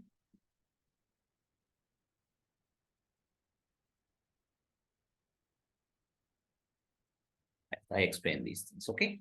And there's a rule. There's a rule in object-oriented programming. That is, if your class has at least one abstract method, at least one, that means your class can have some methods abstract, some methods which are not abstract. But if your class has at least one abstract method, right, abstract method, your class must also be an abstract class. The moment you have at least one abstract method, the class must be abstract. Okay. But of course, there can be abstract class without abstract methods. But if you have abstract method, it's a must to mark it as abstract class. It's a must to mark it as abstract class. Again, you have to ask why. You have to ask why. Why there's such a rule? So what is the rule? Of course, you can have abstract classes without abstract methods. So why do you mark it abstract? Because it's too general at that level. But if you have at least one abstract method, it's not optional. It's mandatory to mark it abstract. Okay. So can anyone guess why? Why? Because remember I told you in the very first day, computer science is part of the formal science. In computer science, you have to understand things 100%, not 99%. නිකන් තේරෙනවා වගේ ලාවට තේරුණා shape මං හිතන්නේ එහෙම බෑ. එලකිරි වගේ තේරෙන්න ඕන. එලකිරි වගේ තේරෙනකම් ප්‍රශ්න අහන්න ඕන. තේරෙන කෙනකින් අහන්න ඕන. නැත්නම් ඔයාම හොයන්න ඕන. තේරෙන අය දැන් ගොඩාක් ඉන්නවා. අපෙන් විතරක් අහන්න ඕනේ නැහැ. chat GPT එකෙන් අහන්න. දැන් ඔයගොල්ලෝ උත්තර හොයාගත්තද? අපි chat GPT එකෙන් අහලා බලමු දෙන්න. මට වැඩි නේද? දැන් මිනිස්සුන්ව පව කරන් AI ඉස්සරහට එනවනේ. ඒක තමයි මරු වැඩේ නේද? දැන් ඉස්සරහට ඔයාට අපි අපෙන් අහනවට වැඩිය ෂුවර් වෙනවා chat GPT එකෙන් අහන ඕක නේද? ඕක සෑර්ගෙන් අහලා වැඩි හොඳයි. ඊට වැඩි ඉන්ටෙලිජන්ට් දුවෙක් ඉන්නවා අපි ගාව ඔන්ලයින්. එයාගෙන් අහනවා. හරි මිනිහා ඊට වැඩි හොඳට එක්ස්ප්ලেইন උත් කරනවානේ. හරි. ඒක තමයි මරු වැඩේ. හරිද? හරි. ඒවට ඒක මදි නම් සල්ලි දීලා ඊට වැඩි ප්‍රෝ වර්ෂන් එක ගන්න වෙනවා. සුපර් ඊට වැඩි ඉන්ටෙලිජන්ට් උත්තර ගන්න. ඒකත් මරු බිස්නස් එක නේද? So this is the first time now in the history seriously we are selling intelligence. right? අපි බුද්ධිය විකුණන මෙච්චර කාලෙ වික්කේ මොනවද? වඩේ වික්කා, කොකා කෝලා වික්කා, පිට්ටු වික්කා. හරි. නේද? ඔන්න දැන් අපි විකුණන බුද්ධිය. හරි. chat GPT pro version. සල්ලි දීලා ගන්න. අනිත් අයට වඩා බුද්ධිමත් උත්තර ආට හම්බ වෙනවා. ඒකත් මරු නේ. So let's ask, of course, I know the answer. Why බලමු මෙයා අපිට වැඩි බුද්ධිමත්ද කියලා. අපිට වැඩි හොඳට explain කරයිද කියලා. අපිට වැඩි කිව්ව මට වැඩි අඩු ගන්න. Why is it so when there is at least one abstract method, the class must also be abstract. ඉස්සලා communication skills තියෙන ප්‍රශ්නයක් අහගන්න මිනිස්සෙක් කතා බහ කරන්නේ. ඒකට තමයි communication sessions කරන්නේ. හරි? කතා කරගන්න බැරි නම් communicate කරගන්න බැරි නම් බිල්ල වගේ ජීවත් වෙලා බිල්ල වගේ මැරලා යන්න වෙනවා. abstract why? ආල බලමු මෙයා තාම එයාට intelligence වැඩි කරගෙන ඉන්නේ. මේ දවස් වැඩි කරගන්නමින් ඉන්නේ. මිනිහා වටේ යන කතන්දරයක් තමයි වන්න පේන්නේ තාම. බලමු. බලමු මෙයාගේ උත්තරේ. In object-oriented programming, abstract class is a class that cannot be instantiated on its own and may contain one or more abstract methods. Okay? May contain. හරි අනිවාර්යෙන් තියෙන්න ඕනේ නැහැ. එයාට ඉන්නත් පුළුවන් abstract methods. An abstract method is a method declared in the abstract class but without providing implementation. හරිනේ? Implementation එක නැතුව එක තමයි කියන්නේ. තාම ඇයි කියන එකට උත්තරේ කියන්නේ නැහැ. හරි? When a class contains at least one abstract method, the class itself must be declared as abstract. So ඒක තමයි මාත් කිව්වේ, right? When a class contains at least one abstract method, the class itself must be declared as abstract. මේ ඔක්කොම ඕන බූරුවෙක්ට කියන්න පුළුවන් දේවල් තමයි මේ තාම කියන්නේ. chat gpt තාම අර ගොනා බූරුවා උත්තර තමයි දෙන්නේ. මොකද බුද්ධිමත් කෙනා තමයි දන්නේ why කියන එක. ඒක තමයි AI කියන්නේ. හරි intelligence වල තියෙන ප්‍රධානම දේ තමයි යාට reason out කරන්න පුළුවන් AI කියන. හරි දැන් කවුරු හරි කිව්වොත් එහෙම ඉන්ටෙලිජන්ට් ඒජන්ට් කෙනෙක්ට අනේ මන්ට ජීවිතේ එපා වෙලා තියෙන්නේ කියලා. ඒතකොට ඉන්ටෙලිජන්ට් කෙනාට තමයි කියන්න පුළුවන් ඇයි කියලා. අනිත් එකාට කියන්න පුළුවන් අනේ ඔන්න ඕක අමතක කරලා දාන්න. හරි. ලෝකෙට බම්බු ගහන්න කියලා ජීවිතේ විඳින්න. එහෙම කියන්න පුළුවන්. හැබැයි ඇයි කියන එකවත් එක්ක ප්‍රශ්න කරලා උත්තරේ ගන්න පුළුවන් කෙනා තමයි හොඳම ඉන්ටෙලිජන්ට් කෙනා. දැන් බලමු එයා තාම ඉන්ටෙලිජන්ට් කතන්දරයක් කියන්නේ නැහැ. මේ ඔය එහෙම එකතු කරගත්ත කතන්දර ටිකක් කියන්නේ. This is a fundamental principle of the abstract. This is fundamental principle of the abstract concept in object oriented. හරි මේ තාම දැන් මේ අපිට බෝල බස්සන්නේ මේ නිකන් වටේ යන්නේ හරි. ඊට පස්සේ කියනවා here are couple of reasons. ඔන්න දැන් එයා reasons කියන්න හදනවා. Why a class with at least one abstract method must be declared abstract. ඔන්න දැන් බලමු මේ හරි ටක්කෙනම කියලා දිනවද කියලා. හරි. Abstract methods are methods that do not have body or implementation in the abstract class. ඒක හරිනේ නේද? ඒක දැන් ආයි කියනවනේ. දැන් ඔයගොල්ලෝත් එක්සෑම් වල උත්තර ලියනවම තමයි. හරි. උත්තරේ දාන්න නැතුව මොකද කරන්නේ? බයිලා ගගහ ඉන්නවා. හරි. ලකුණු ටික ගන්න පුළුවන් වෙයි කියලා. එතකොට උත්තර පත්‍රේ බලන එකට ඔළුවක් තියෙනවා නම් දන්නවා මේක මාව කඩ යවන්නයි දැන් හදන්නේ කියලා. හරි. බලමු මේ අන්තිම උත්තරේ දෙයිද කියලා. ඔච්චර දඟලන්න දෙයක් නැහැ. මම ඇවි ඇයි කියලා විතරයි.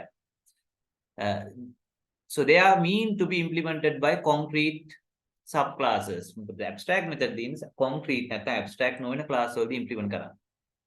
If a class has abstract method, it means that the class itself is not fully implemented and needs designed to be a subclass to provide complete implementation for those abstract methods. So අන්න ටක්කටම උත්තරේ දුන්නා. මම මෙන්න මේක තමයි හොයෝ හිටියේ. මේක කියයිද නැද්ද කියලා. ඔන්න කතන්දරය හරි. ඇත්තටම ඔච්චරයි මම බලාපොරොත්තු වෙන්නේ යාගෙන්. ඇයි කියලා මම ඇහුවේ. Right? So what is the meaning for why when we have at least one abstract method, why the programming language force you to make it abstract class? Because now let's practically look at it, right? ඔන්න උත්තරේ දුන්නා. right? නැත්නම් chat gpt 3.5 තව බූරුවෙක් නෙමෙයි ඒක ඇයි කියලා කියන එක හරියටම කිව්වා. හරි? Now let's experience it. Say I have a class. Okay. Say let's say animal. Okay, let's say animal. Then I have a class called say dog. But pass me I hierarchy owner. And I will say dog extends animal. So therefore my dog is an animal. My dog is animal. Now let's say my animal class has a behavior or let's have a property. Say every animal has a name. Let's say animal හැම object එකකට නමක් දෙනවා. දැන් අපේ මිනිස්සුන්ට නම් දීලා තියෙනවා. ඔයා animal, මම Kamal.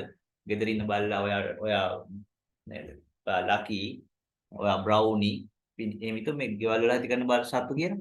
say string name. So that means every animal get a name. So therefore dog is also getting a name because it inherited. Now let's say I have a behavior. Sorry, animal has a behavior called say void. Okay, say eat.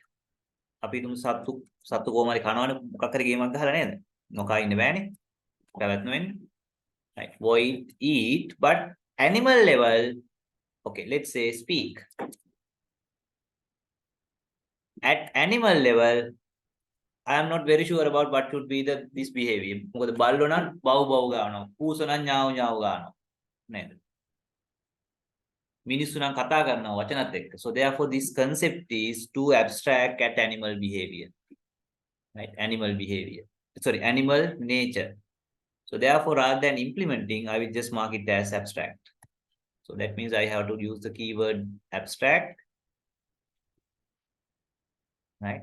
And now you can see the moment I make it abstract, there's error here. And it says what?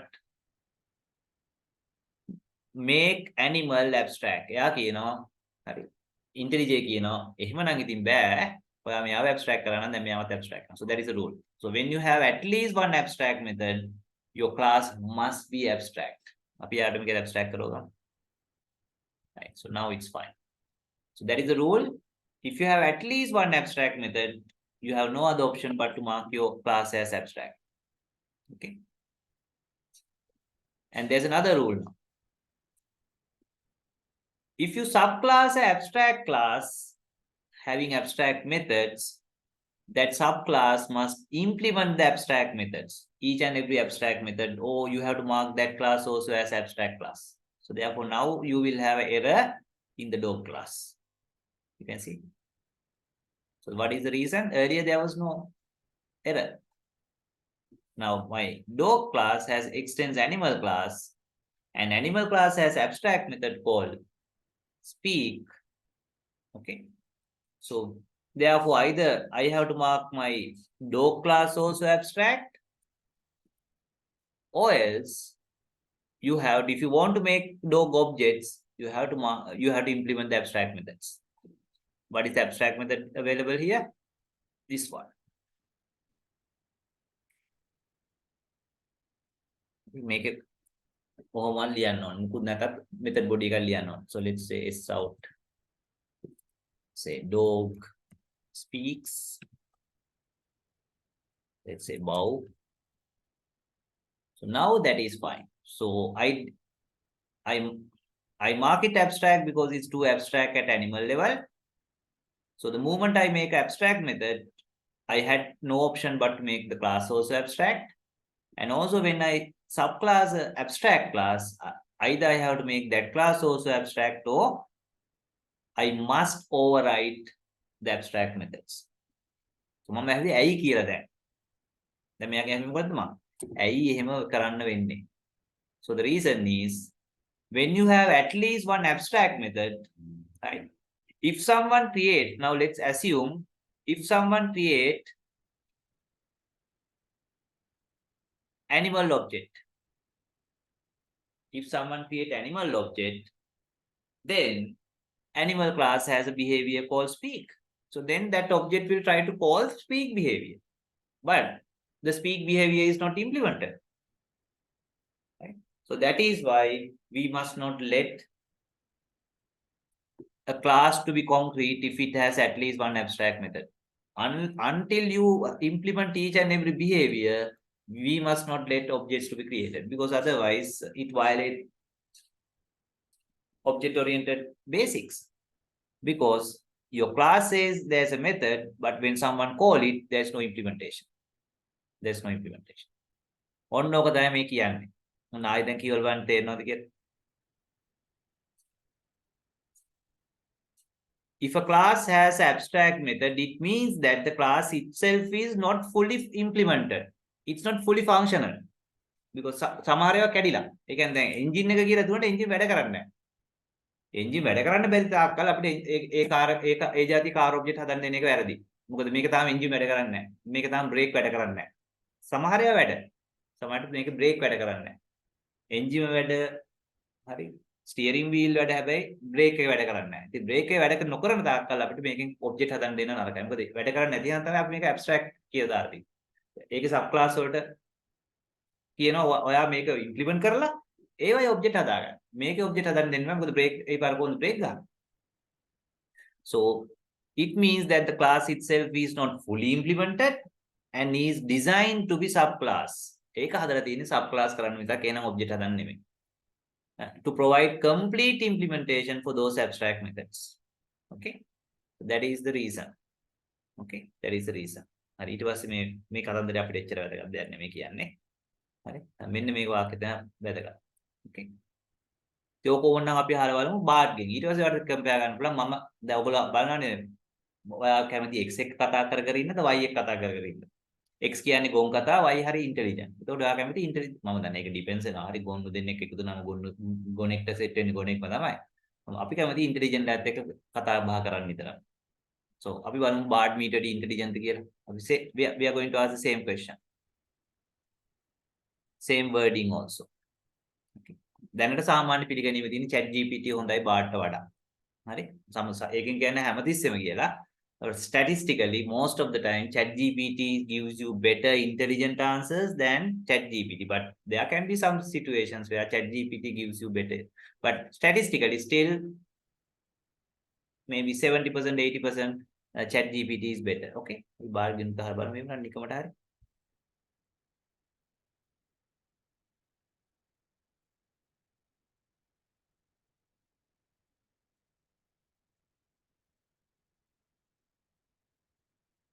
දැන් ඔයගොල්ලෝ මේවට පුරුදු කරන්න ඕන. හරි සමහරව Google search එකක් දාගන්න තේරෙන්නේ නැහැ.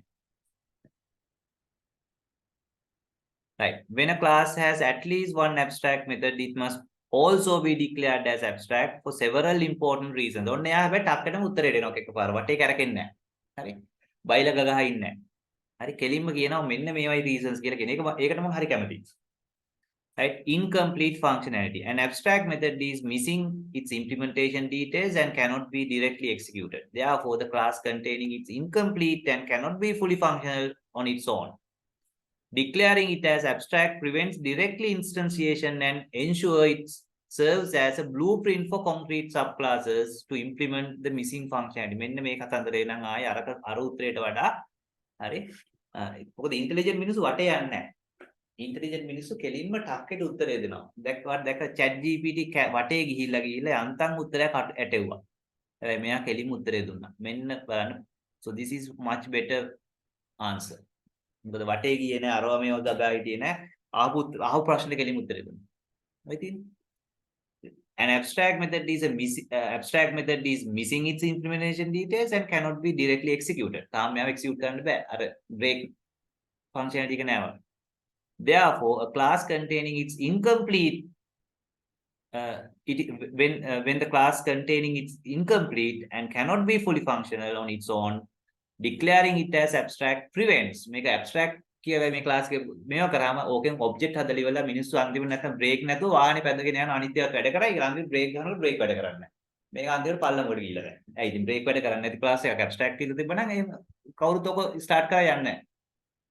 ඔක start කරා යන්නේ නැහැ. මොකද ඒක abstract. start කරන්න ඉඩ දෙන්නේ නැහැ. දැන් start කරන් යනවා අන්තිමට break implement කරලා නැහැ. හරි? Right. So therefore this answer is superb answer. Okay? Super answer. And තව ගොඩක් කතන්දර කියලා තියෙනවා. මම හිතන්නේ මේ answer එකේ සෑහෙන උස්සරහින් ඉන්නේ. ඒක තමයි තරංගේ. chat GPT තරංග කරනවා Google Bard එක. අනිත් පැත්තෙන් Tesla නැත්නම් Elon Muskලා වෙනම AI එකක් හදාගෙන යනවා. So that is the beauty of life, right? ඔන්න ඔක තමයි ජීවිතේ. හරි. ආණ්ඩුව කරලා දෙනකම් බලන් ඉන්නවත් එක එකා කරලා දෙනකම් බලන් ඉන්නවත් නැහැ. මිනිස්සු තරම් කරනවා. හරි. So ඒගොල්ලන්ට තියෙන ෆන් එකක් ඒක.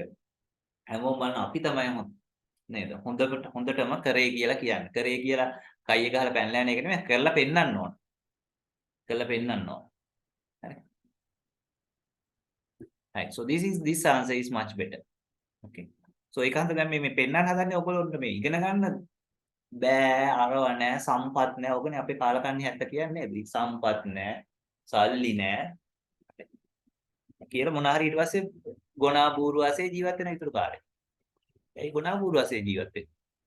ඇයි පිනට කන්නේ? ඇයි හිඟන්නේ වගේ? අනිත් ඒවා ගිහිල්ලා. Right. So that is what abstract class and abstract method. Okay. Right. So now we move on to our next concept. And you know A to Z Y. Right? A to Z Y. Right. So our final concept is final class and final method. Right? Final class, final method. So remember, abstract class means class that we must not allow creation of objects. A final class is a class that must not be subclass. Right? So final class means if you want to prevent inheritance, right? Prevent inheritance. So it's a final class. It's a final class. ඒක හරියට කවුරු හරි කියනවා මගෙන් පස්සේ මේ මගේ පැත්තෙන් මම දරුණු පුරව හදන එක නවත්තනවා. කවුරු හරි එහෙම කියනවා. හරි. එහෙනම් මම හරි මට අම්මා හිටියා තාත්තා හිටියා. හැබැයි මට ළමයි ඉන්න බෑ. මට ළමයි ඉන්න බෑ. මගේ ඥාන ඉස්සරහට ගෙනියන්න දෙන්න බෑ. හරි. ඕගොල්ලන්ට බෑ මාව ඉන්න ඉක්කල වෙන ක්ලාසස් හදන්න. So then we say that class is a final class. Right? That class is a final class. Okay. So that means you want to prevent. Now remember there are two reasons for a class. Create objects, support inheritance. Now if you block create objects, that is abstract class. But now you let create objects, but you prevent inheritance. On අනිත් පැත්ත block කරා. So then we say it's a final class. Okay? Then we say it's a final class. So then someone will ask why? Of course not someone. Someone with critical thinking will ask why. ඇයි එහෙම subclass කරන්න ඉඩ දෙන්නේ නැත්තේ? Right? So this is very, very, very rare. First thing is very rarely we mark a class as a final class. Sometimes you will never ever do this in your if you're going to the software development career. Right? Because you prevent inheritance. So there must be very valid reason to mark a class as a final. And of course that you will not understand properly at this level. What are the possible reasons to prevent inheritance? So again, you have to understand polymorphism to give a reasonable answer. Right? Because there are situations, if you subclass a particular class, that class has no guarantee that it will work properly. Right? There's no guarantee. Maybe security reasons, maybe there can be some security issues, or some of the functionalities might break. The way you implement the rest of the code. In that kind of a very special case only, we mark a class as final class. Okay, so don't think too much about that right now with your experience, right? When you learn more and more object-oriented concepts like UI development, thread programming. So then only you are in a position to understand why do you want to make a class as final. And of course, there are some JDK classes also. That is built in Java classes also. They have marked it as final. So very good example is, let's get into the IntelliJ. So string class. Okay. Now if you go to the string class, I just did control click and you can see it's final class. So that means you cannot create a subclass of string class. Right? You cannot create a subclass of string class. But if you take something like system class,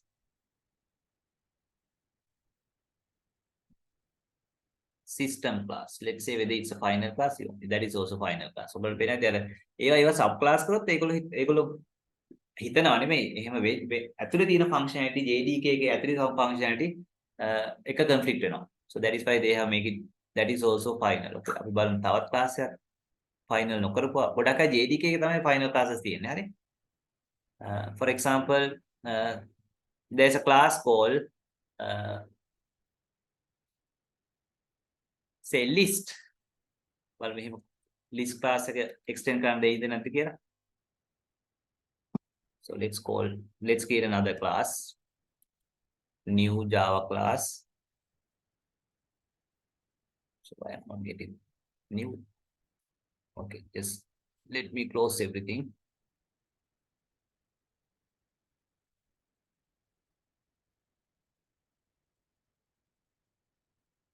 Let me close and take it back.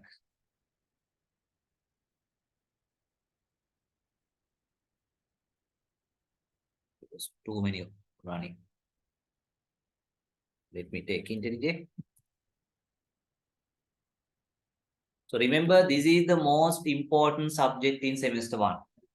Right? Because otherwise you will not understand web development, data structures and algorithms, enterprise application development, mobile application development, data management. So they are one of the big topic is object-oriented databases.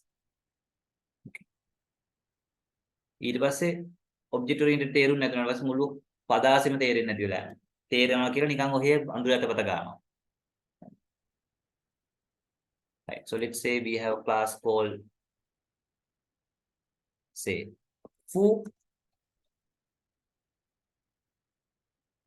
So I can't extend it from string class.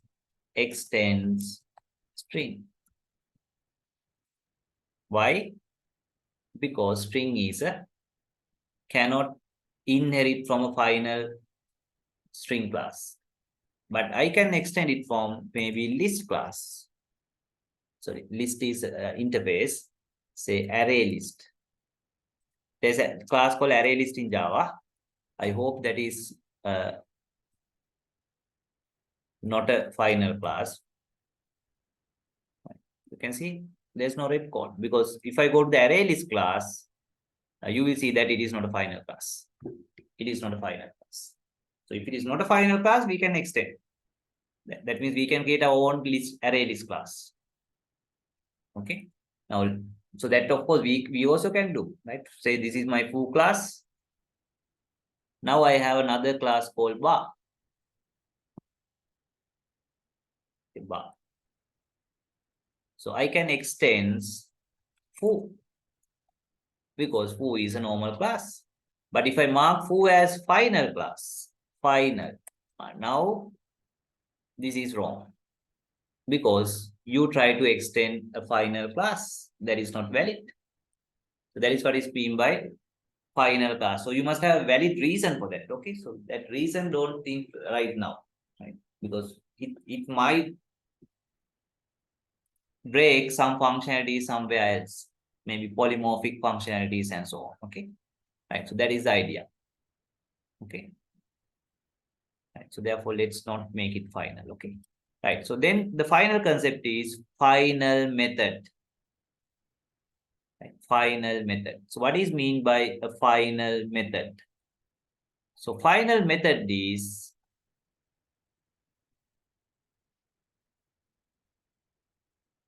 a method that must not be overridden. Right? If a method is final, you can still subclass that class, but that particular method cannot be overridden. So then we say the method is final. Okay, so let me do it practically. Say this is my foo class. It is not a final class. So therefore, I can extend a foo class and create bar class.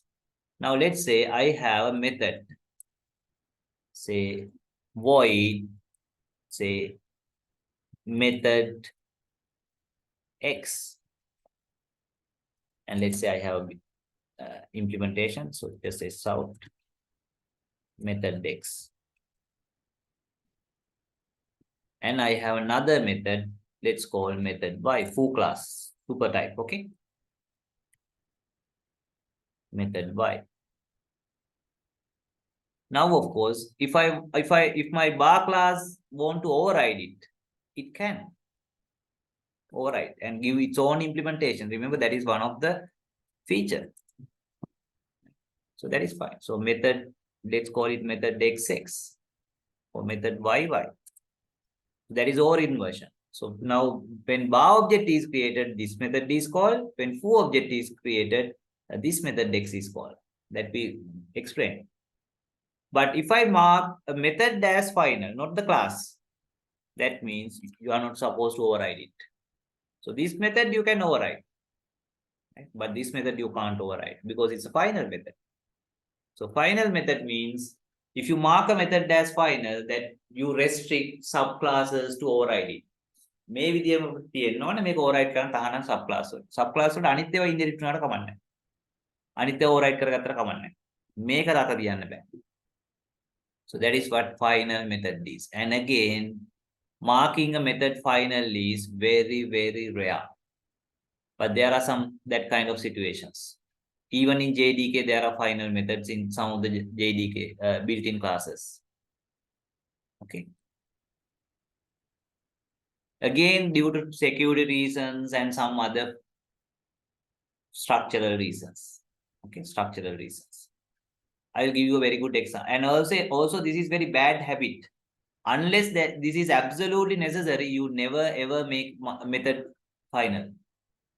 So there must be absolute necessity to do that. Because it's very dangerous thing as well. For example, in Sri Lankan culture, we have plenty of abstract final methods. We have plenty of final methods. And that has completely disrupted our society. අපේ සමාජයේ වණ කළා දින මේ final methods වලින්. හරි. For example, දැන් ඔයාගේ අම්මා තාත්තාගෙන් ඉන්හෙරිට් වෙලා තියෙන්නේ නේද? අම්මා තාත්තා ඔයාට කන්න බොන්න දුන්න පොඩි කාලේ. අම්මා තාත්තා ඔයාව බලාගත්තා, ඉගෙනුවා පොඩි කාලේ. දැන් එහන්න දැන් ඔයාට ඒවත් උනා. ඊට පස්සේ ඔයාට ඉන්හෙරිට් වෙලා තියෙනවා මොනවාද? සමහරට අම්මා තාත්තට තියෙන දේක් ඔයාටත් දෙයි නේද? ළමයි එක්කෙනෙක් නම් දෙන්නෙක්කින් ළමයින්ට බෙදලා දෙනවනේ ඔය සමහරුනේ. සමහරෙන් බෙදලා දෙන්න ඕන කියන නීතියක් නැහැ. අපි හිතමු ඒවත් දෙයි ඉන්හෙරිට් වෙනවා. නේ. ඊළඟට ඔයාට අම්මගේ තාත්තගේ ගතිගුණ ඉන්හෙරිට් වෙලා තියෙනවා. අම්මගේ තාත්තගේ නම් වාසගම ඉන්හෙරිට් වෙලා තියෙනවා. ඔය අතරතුර ඔය ඉන්හෙරිට් වෙනකොට ඔගේ හොඳ දේවලුත් තියෙනවා නේද? හොඳක් තියෙනවා නරකක් තියෙනවා. අම්මට තාත්තට හයි ප්‍රෙෂර් තියෙනවා නම් සමහරට ඒවත් ඉන්හෙරිට් වෙලා ඇති. හරි. දිය වැඩියාව තියෙනවා නම් සමහරට ඒකත් හයි රිස්ක් ඔයාලට දැන්. හොඳ නරක දෙකම එනවා. හරි. සමහරට අම්මා තාත්තාගේ තියෙන වැරදි බිහේවියර්ස් වලට ඉන්නේ අම්මයි තාත්තයි නිතර බොරු කියනවා නම් එහෙම අම්මයි තාත්තයි ජරාව ගන්නවා නම් පගාව ගන්නවා නම් ඔයාටත් ඒවා දැන් ඉන්හෙරිට් වෙලා තියෙනවා වෙන්න පුළුවන්. ඒක ඔයාලට පුළුවන් කැමති නම් ඕවර්රයිඩ් කරන්න. හරි තාත්තා පගාව ගත්තට මම පගාව ගන්න නැහැ මගේ ජොබ් වලට ගියා. මම රස්සාවක් කරත් කාලේ.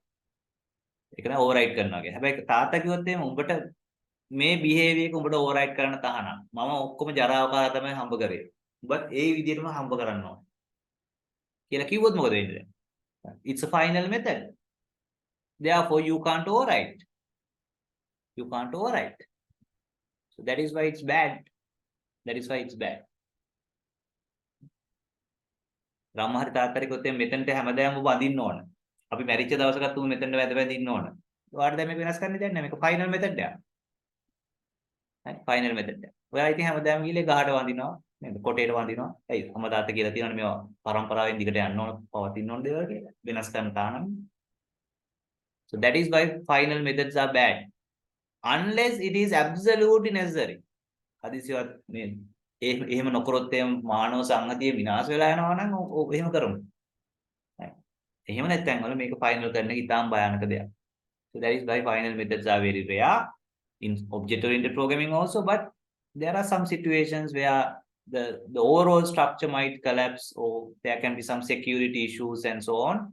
In that kind of situation only we mark a method as final method. Okay, right, so that's it. But there's an interesting situation, right? There's an interesting situation, that is, can you make a class both abstract and final?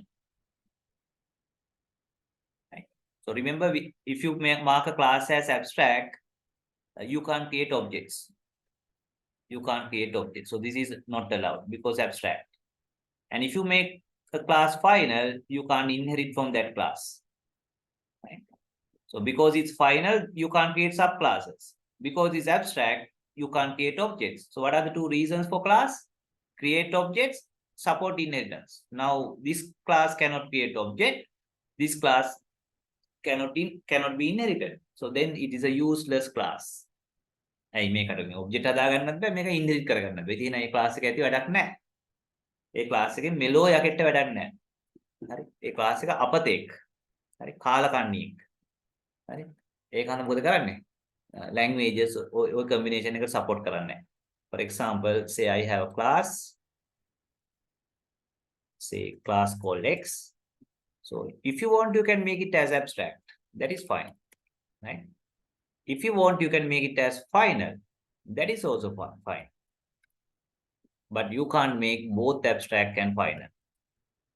Because then this class cannot be used for object creation, and also this class cannot be used for inheritance. ඉතින් එහෙම class එකක් වැඩක් නැහැ. එහෙම class එකක් වැඩක් නැහැ. ඒක කාලකන්ණි class එකක්. සමන්ටත් වැඩක් නැහැ, ලෝකෙටත් වැඩක් නැහැ, මාපොළොටත් බරක්. ඒක හන්ද ඒක හදන්න දෙන්නේ නැහැ. JDK Java වල. So Java compiler will give a compiler error saying this is useless sort of a class. This combination is not allowed. Okay. Right. So we are done with inheritance. Okay. We are done with inheritance. So this demonstration we did. Okay. So we did. Right.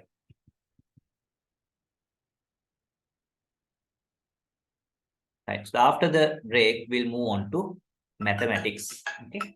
After the break, we'll move on to mathematics. So now it's 10:40. We'll be starting at 11. Okay. Sorry. Yeah. So not 11. We'll be starting at 11:05. Little bit longer break. Okay. We not use break at, you know. So we'll be starting at 11:05.